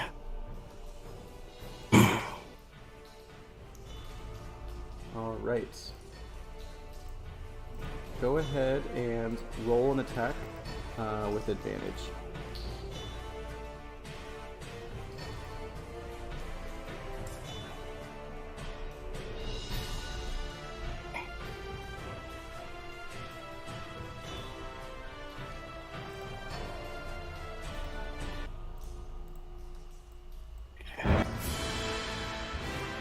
It's a D6. That'll work. For name, but it actually is the exact same attack, so it works. As a... Without the constrictor part. Oh, okay. Alright. So a dexterity save to get out. Yes? No, he doesn't have to do any of the crazy stuff, but the constrictor snake attack is the same attack as the spider bite. So the 5 for my attack, which totally missed, and then it would have been the 3 damage. But Okay, but you are attacking with an advantage since you are getting the jump Okay. on this creature here. So you actually deal. Let's see here. It's a Is 3. it just the 1d6 plus 1? Yep. Okay, 3 Just a damage. bite attack. All right. Anything else you can do on your turn?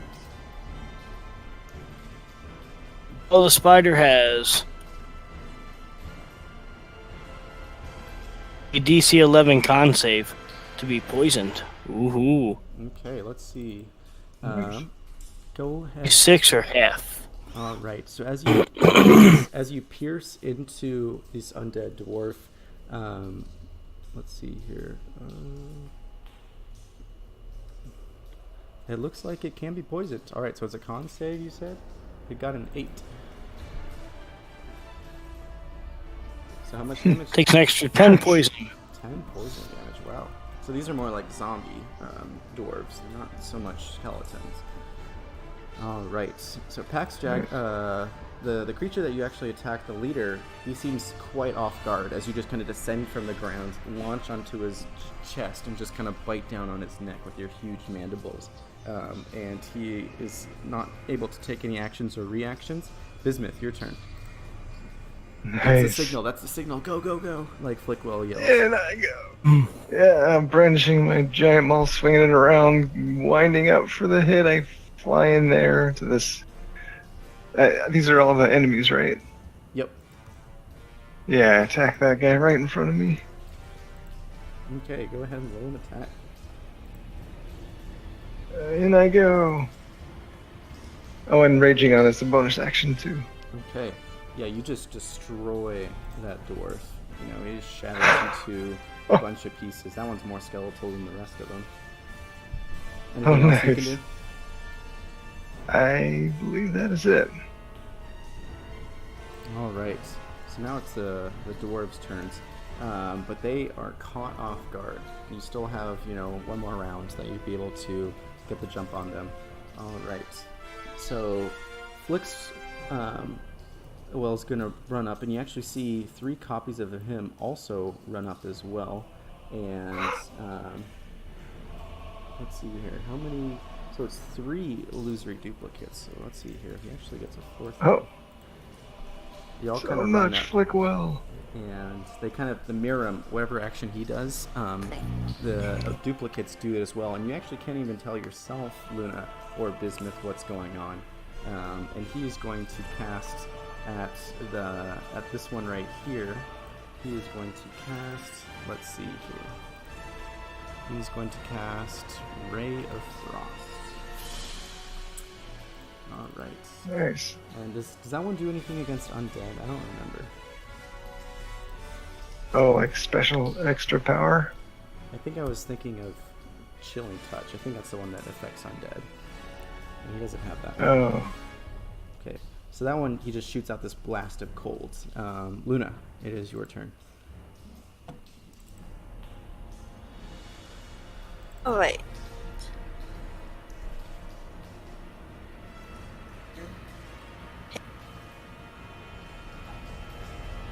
I will say that you have advantage on this attack just for flanking.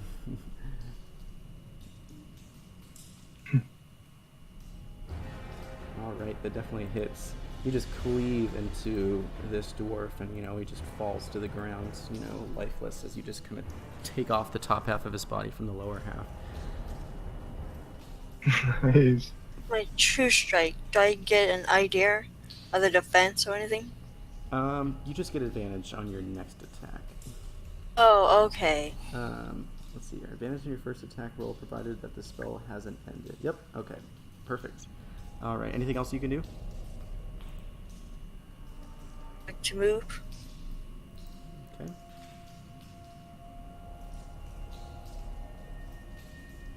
All right. Is that everything?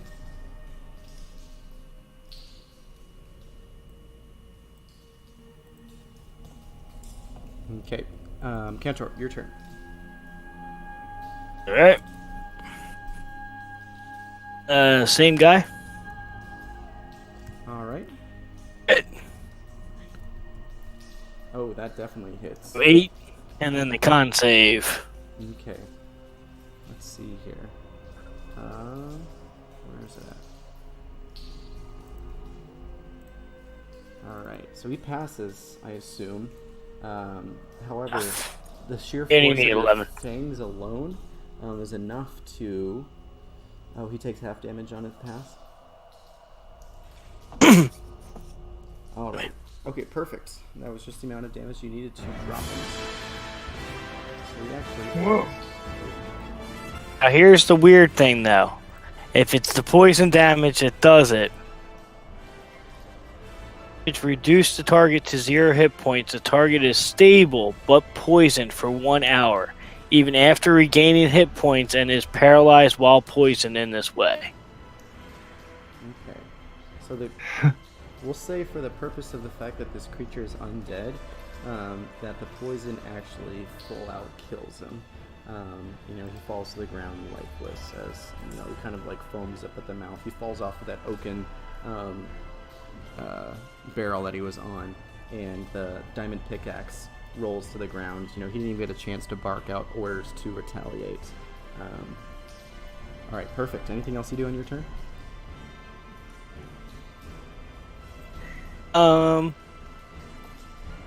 Well, as a bonus action, can I revert back into my form and pick up the pickaxe? I think reverting back to your form is it like a free action, if I remember correctly. Like it just But I didn't know if I could do that and pick up the pickaxe. I will say, as your free action, you will switch back to your regular form, and as a bonus action, you run over and you grab the pickaxe. Okay, Bismuth, your turn. Okay. I was just trying to see if there's a way to automatically add rage damage, but I'll do that later. So those are dead next to me, I'll rush straight forward and attack this guy in front of me. Okay. Swinging my maul at him. Oops. Oops. Ignore that middle one. Damage to 17 if I hit. 17. Yep, you definitely hit. That's the one that you're overlapping with right now. That's the one that I what? Are you attacking the one that you're kind of overlapping?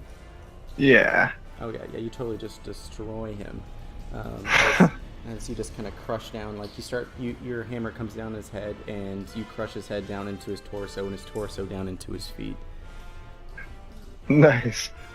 Like crushing a pop can. Exactly. Move forward and engage the next guy. Okay, perfect. All right. So this dwarf right here is going to run down and take a swing at you, Luna. Let's see here. 16 to hit.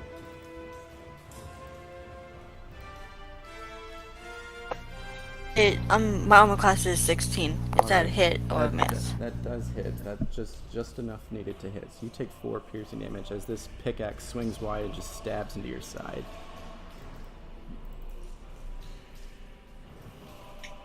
All right. One of the undead dwarfs is going to run up and is going to try to attack one of the Flickwell duplicates. And let's see here. It needs to just roll a d20. And let's see here. If you have 3 duplicates, you must roll a 6 or higher to change the attack's target to a duplicate. Okay. So we got an 8. So it hits the duplicate, and a duplicate's AC equals 10 plus your dexterity modifier. If it hits a duplicate, the duplicate is destroyed. Alright, so I need to roll for an attack to see if it destroys the duplicate. And it is 10 plus dexterity modifier. Yes, so it actually doesn't hit. It just kind of passes. The duplicate actually ducks out of the way, or just like kind of passes through the duplicate. I'm not quite sure what that is. But they all kind of laugh, simultaneously. Flickwell just kind of like laughing at the poor creature. You see, Cantor, that one of the undead dwarfs is pushing that barrel. It's kind of hacking into that barrel that the undead dwarf leader was standing on, and you're not quite sure, but you suspect that whatever's in that barrel can't be good. The one over here is going to run up and take a swing at you, Cantor, and misses. Okay. This one right here is also going to swing at you. A 14 to hit. You miss. 15 AC right now. Okay, 15. All right. Armor. That was a 19 actually, because they're flanking. Oh, that hits me. Okay, so 2 piercing damage. This one right here is going to move up and swing a pickaxe at you. 19. On you, Bismuth. Oh, yep, that hits. All right, 8 piercing damage. Okay. All right, this one right here is going to actually throw throwing axe at you, Cantor. 15. That will hit. All right, for 4 slashing damage. And then this one right here is going to run up and with his war pick with advantage attack you. 18 for 4 piercing damage, as they're all just kind of surrounding you and slamming picks into your side. Nice. 18. Yep, that was 4, you said. Mm-hmm. And Okay. this one Yep. runs up is going to try to attack one of the clones with a throwing axe. So that's a 12. And let's see here. That misses actually all of them, so that's not high enough to even hit myself or the clones. Okay, so it's back to Flickwell's turn, and Flickwell is going to attack the one that's right next to him with Shocking Grasp. And that one hits. I remember Shocking Grasp did like extra damage if they were wearing armor, I think. Oh, yeah. Metal armor. Wearing metal armor, and I think they all are. That would make sense. Oh. You have advantage if the target is wearing metal armor. On a hit, the target takes 1d8. So he takes 1 damage from the attack. And Well, it doesn't quite go down. However, his bird's going to fly by and is going to make an attack. Let's see here. Do I have that? Where's the crow? Alright, that hits for 1 damage, which is just enough to bring that undead dwarf down to put him finally to rest. Alright, Luna, your turn.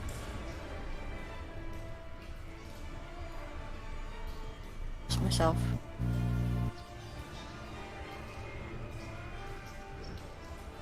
Okay, there you go. Guy again. Okay.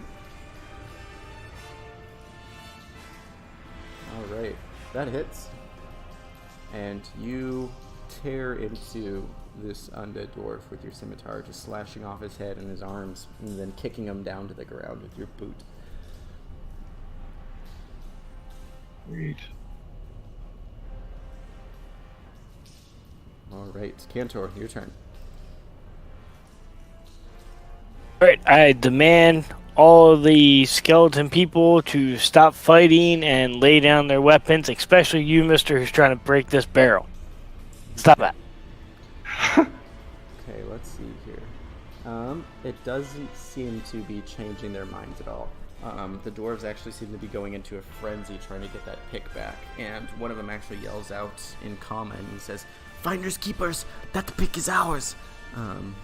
And is trying to furiously break into that barrel of powder, or a barrel, you're not quite sure what it contains, and is kind of smashing into it.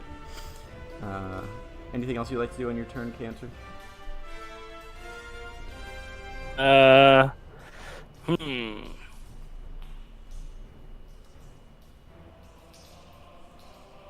Way. That's a lot of op attacks.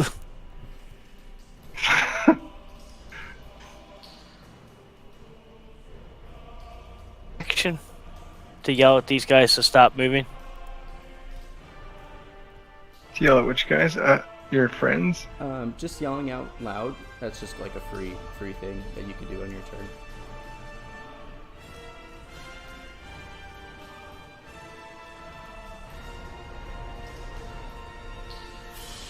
Oh, poison spray the one right in front of me. Okay. Alright, Constitution save. It got an 8, so it takes 6 damage. Alright. This is by spray like this acidic poison kind of in its face, and it like screams and it's like clawing at its face with its pick hand, you know. It's actually doing more damage with a pick, you know, just trying to get it off, like scraping it off or whatever.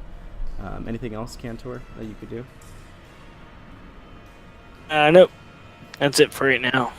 Alright, Bismuth. Okay. Sort of back up, circle back a little bit, kind of pull back my torso if I may have to take an opportunity attack from that one if he's still alive. From that one there? Yeah, he's still alive, so he'll make an opportunity attack on you.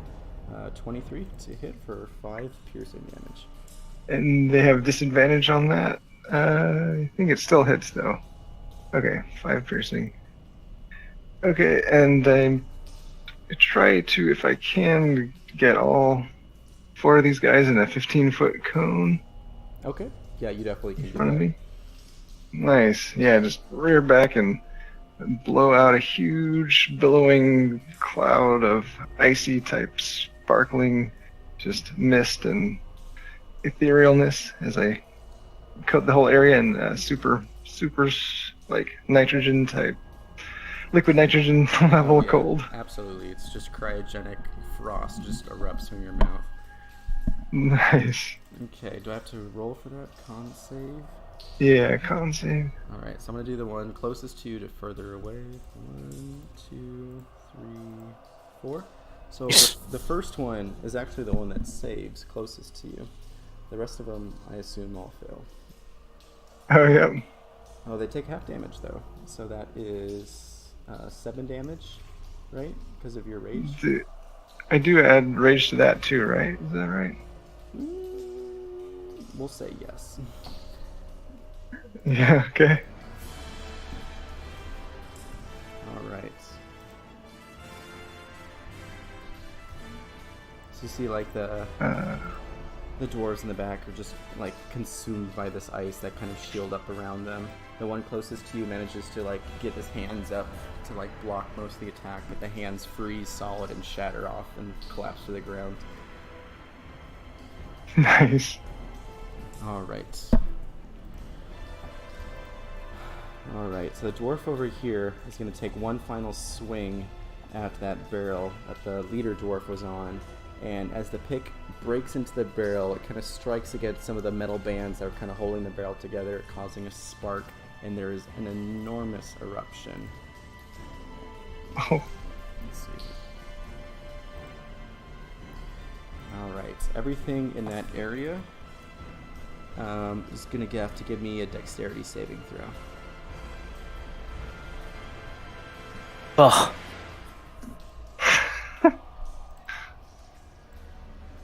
Alright, so I'm going to do 1, 2, 3. Oh, come on, 3, 4. Okay, let's hear. 1, 2, 3, 4. Who else is in it? And then 5. Alright. Alright, Cantor, you take 19 force damage as this barrel explodes. It seemed to have like blasting powder, or some sort of nitroglycerin or dynamite or TNT inside, gunpowder of some sort. Alright, and then the first one is blasted to smithereens. Let's see here. Well, they actually all die because they don't have a ton of health. So everything in the explosion is just incinerated. And this explosion just kind of like rocks the tunnel, and this reverberations are everywhere, and everyone clutches at their ears just because from the immense sound of the explosion. Flickwell is like, Cantor, just kind of like yelling out, not sure if he caught up on the blast or not.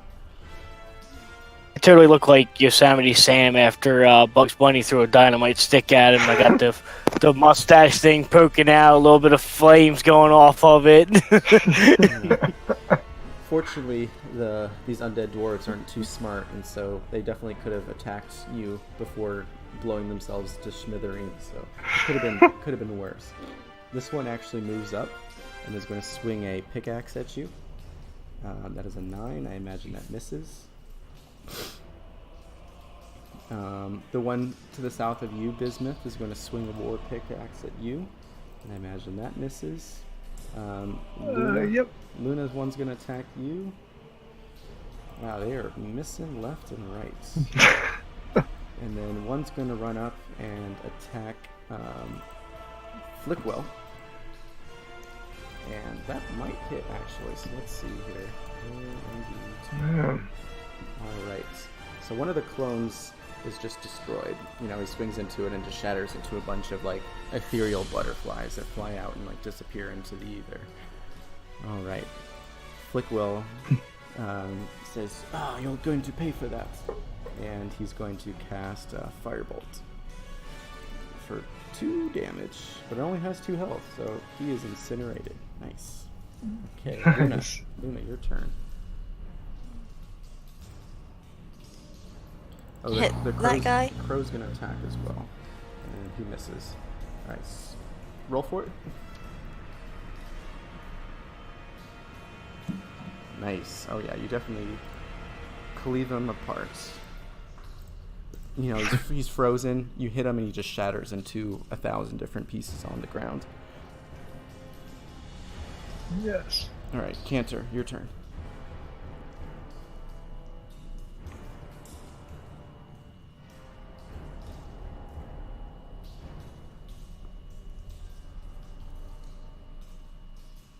Start off with putting that on myself real quick.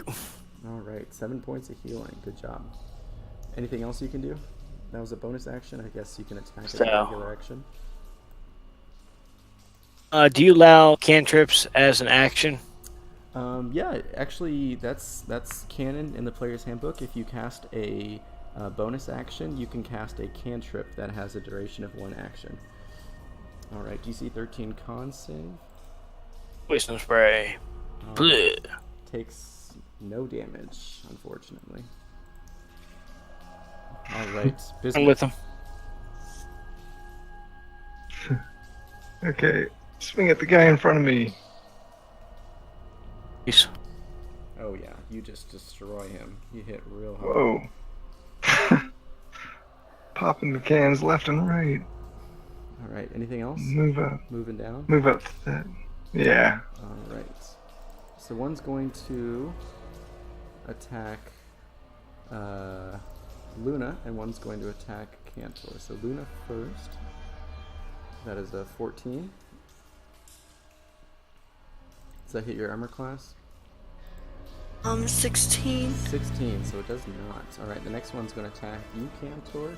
That's a 24 for 5 piercing damage. I'll take it. Glad I healed myself. All right. Flickwell sees that you're in a dire spot, and he's going to cast Firebolts at the one that is near you, and that one just burns away into embers. Nice. All right, and his bird's going to come down and attack the one that is near you, but misses. You know, it just kind of flies by. The dwarf's low to the ground and hard to hit. Luna, finish him off.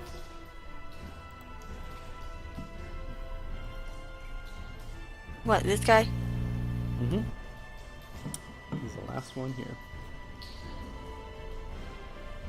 Oh yeah, you tear into him again, like his counterpart shatters into a ton of pieces as you hit him. Nice. All right, and now the only sound in this tunnel are the sounds of everyone's racing heartbeats and the slow drip of water coming from the cracks in the ceiling. Oof. Walk over to Cantor and make sure he's okay. Just saw him being literally exploded. I asked the group, is anyone seriously injured? Hold my hand up. Because I keep forgetting that I actually have healing spells. Oh, nice. You're not just a sword That's person the anymore. last time at all. I'm like, oh yeah, I get those. After a bit, Flickwell's duplicates disappear into a puff of purple magic. Cool trick. Wounds. And he says, "It's a Killing shame. word is for It's a distance. shame that pickaxe didn't do anything." Yeah. So go ahead and You roll tried, though. a D8, Luna, So, oh, and then okay. you can add. What are you playing? A bard? You can add 4 to it.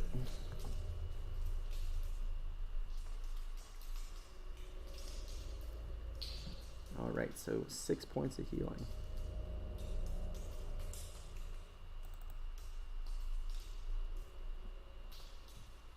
Thank you. I don't know how many spell slots you have. I wouldn't.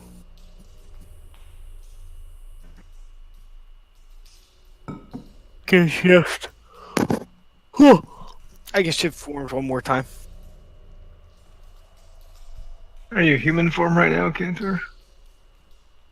Holding a really badass pickaxe. Oh yeah, it is made out of diamond, and Ooh. Oh, let's see here. And the pickaxe, the metal part, the handle's made of metal, but the two ends of the pickaxe is just this shiny diamond. You know, it looks to be quite valuable. You actually see a note. It's charred from the explosion, but it seems to have made it through the blast. What's it say? Let's see here.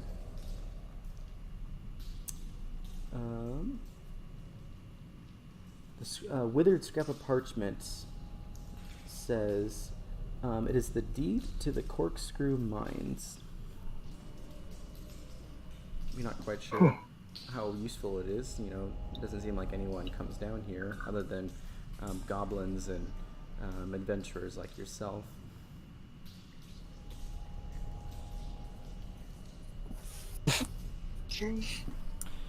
You also see to the south 3 identical oaken doors with iron handles and hinges. What about the skeleton? Like, what do you mean?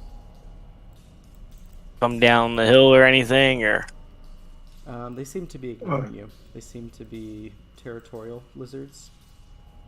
They don't seem to mind you too much. Let's see. did that guy have anything else on him besides pickaxe?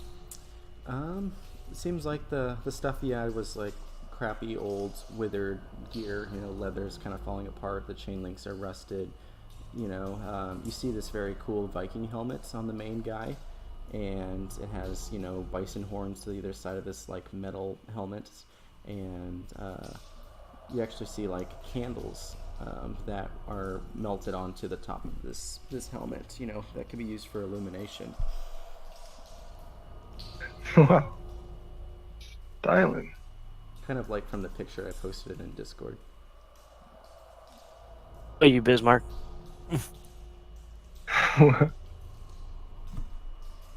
Oh yeah, that's perfect representation. Mhm.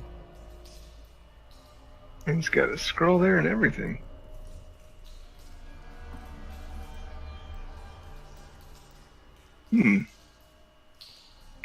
Can I try to take his helmet off and see if it'll fit my head? Yeah, it actually fits your head quite well. Ooh. This is a special thing. I will wear this and try to light the candles.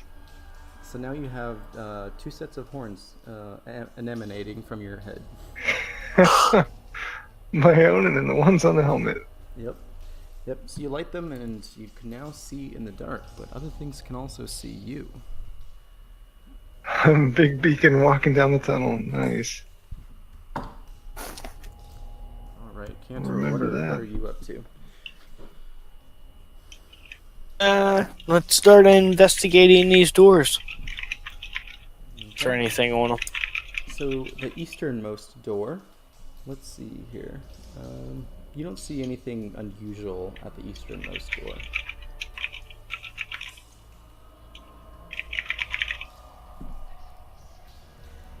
If we check the middle one, Um, usual about it. An iron spike is pounded into the floor in front of this door. See? You suspect that you And- need to remove the spike first before opening the door.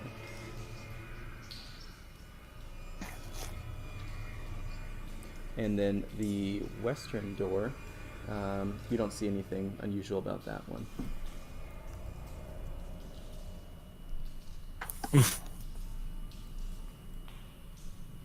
Definitely dangerous down there if they're spiking it off. Yeah. Or something they want to keep from outsiders.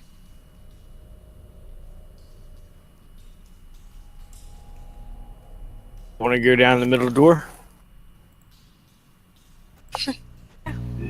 Yeah, that's where the most glory lies, isn't it? To glory! So you're gonna have to remove the spike first. If you'd like to remove the spike, someone can roll a strength throw. Just like a strength check, I guess. Nice. Yeah. Well, Nice. 15 is just the amount needed, but Luna, you're helping out as well, and you managed to pry the spike out of the ground. The door can now be opened. cool. All right. So I'll take their standard handle I can pull on. Yep, there is a metal ring in the door. You don't see any sort of locking mechanism.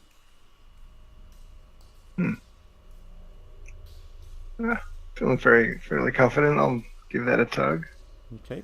The door swings open, and you kind of just see like this closet, for corridor standards, and doesn't seem to really go anywhere.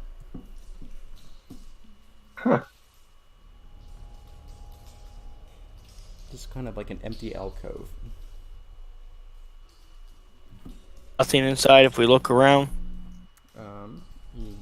Are you just like looking into it, or what's going on here? Looking inside. You don't see anything. Or actually give me a perception roll.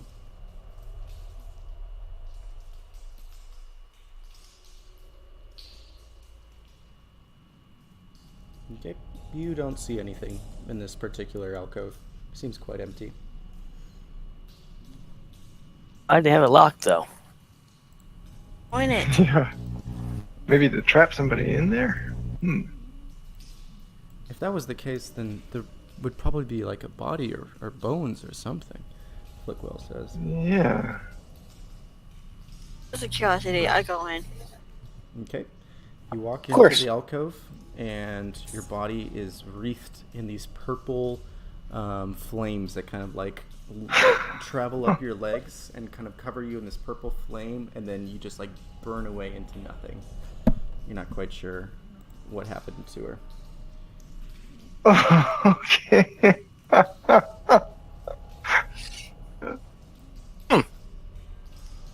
I think we lost our. Bard. We're here. Only here is a very bad curiosity. She makes really bad decisions. Ventured, nothing gained. Oh my. Into or went into. What's that? Say that again. Ventured, nothing gained. In I go. Okay, you go in.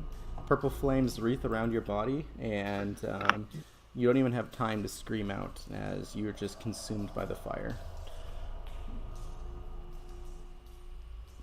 Flickwell says, what's going on? Are they gone? Did we just kill our What? friends?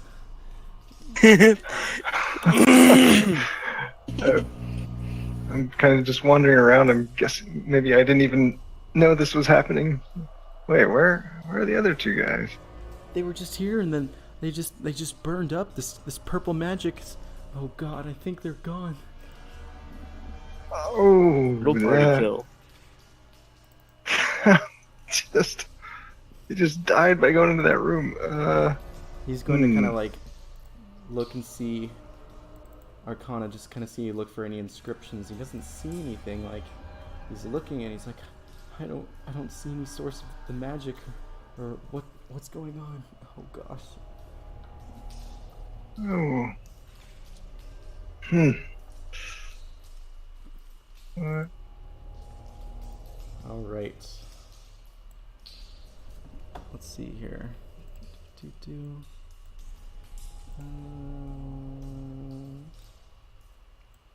Okay. Meanwhile, Luna, your vision goes all purple and bright, and you don't see anything. But all of a sudden, the flames dissipate, and you find yourself in a strange area. It's dark. I don't know if you can see in the dark in your present state if you had a torch on you. And then moments later, the flames erupt again, kind of shining light into the area and allowing you to look further ahead. And you see Cantor has appeared behind you. Hey, buddy! Where are we? Question. Turn to the spider and ask some other people. You have good communication skills when you're a spider. She has dark vision, but I will cast produce flame so I can see around us. Okay, let me quick go to... Alright. So you see what appears to be a junction located at the base of a mine shaft, and it's braced with rotted wooden beams and strewn with rubble. Here and there you see wooden handles of old picks and shovels. Their metal parts are missing. Not quite sure what's going on. And it seems like there is like a mine shaft that kind of leads up out of the area. higher up in the mine, perhaps getting out.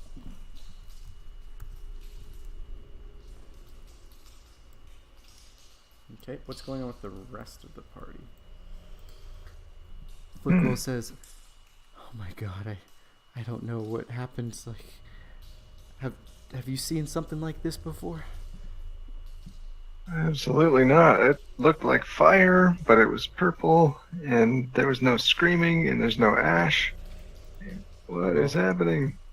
If I had to guess, I would say they were taken somewhere, or moved, or something.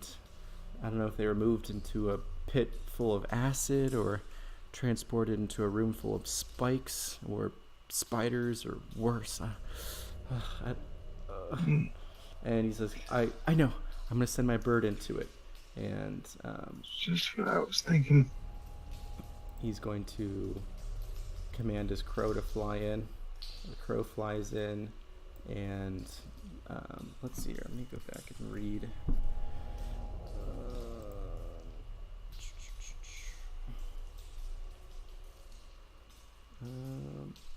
The crow flies in, and nothing happens to the crow. And then the crow kind of flies back out, and he says, "That's strange. It doesn't seem to have any effect on magical constructs. Perhaps it only targets living creatures." Oh boy. Boy, we're not going to be able to get out of this without just sending ourselves in, are we? Well, this is my fault. I should have realized this was a magical trap. I'm the one to blame. Bismuth, I won't hold it against you if you want to head back out towards safety and go call for help. But I'm going to head on in and see if there's anything else I can do to potentially get Luna and our other friend out. And he kind of struns forward and vanishes into a wreath of flame. All right. Soldier on. I will just I will just open the other two doors and take a look in without going into them. See if there's anything in those. The other two doors open just fine. You see on the western one, you actually see the tunnel actually has like gorges, two different gorges with planks going across. They look kind of old and rickety, and you're not quite sure how stable they are. The entranceway to the right just seems to be a long hallway with a door on the other side. Okay. Well, I'm committed. Well, if I go the other way, I may encounter enemies that are too much for me, so I'll go into this room too. Okay. The purple flames, they wreath around your body, and you are transported. Ah. Let's see here, move everybody up. Flickwell and Bismuth. Does everyone see where they are on the map? See. Oh. Yes.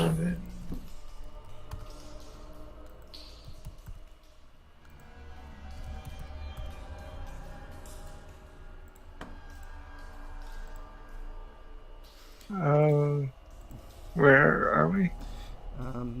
You're on the lower left of the map. Lower left.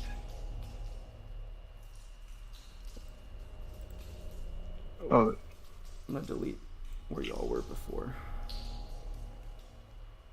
Okay, you should see a lit up area towards the bottom.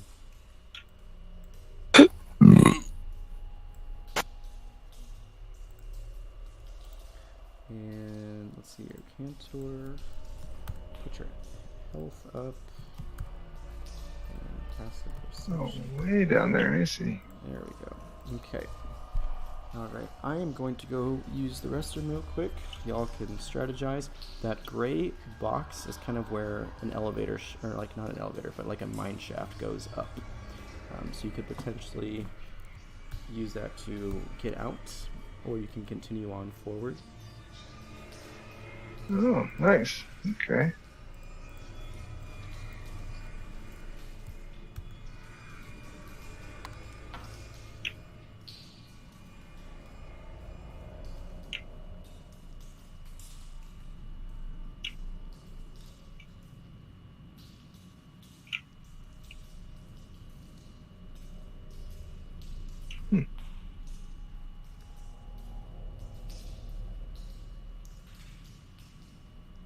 Oh, finally making some progress. Nice. There we go. Further in.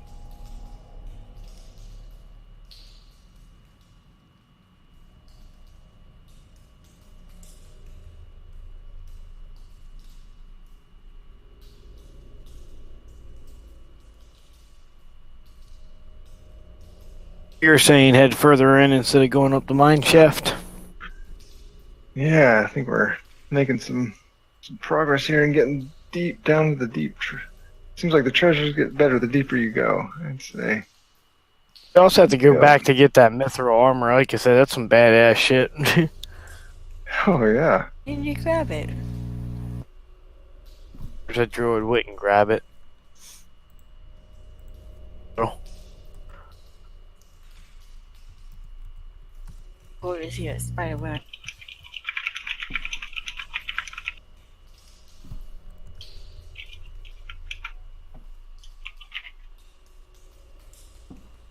Okay, I am back. Unfortunately, I think Sam and I are gonna have to call it a night because we work early tomorrow. Okay, that's fine. I wasn't gonna have too much more tonight anyway, but yeah, we can definitely call it right here. Stopping point. And Yeah. Yeah. up next time Yeah. if we do this one next time or whichever. Yeah. All right. Perfect. Sounds good. I will see y'all perhaps next week, or hopefully not. I kind of want to play my 7th level character. Yeah. That'll be fun, yeah. All right then. See if we can finally get a long rest. For sure, yeah. Well, Seriously. everyone have a good night. Yeah, you too. Thanks a lot. Tuesday. Mm-hmm.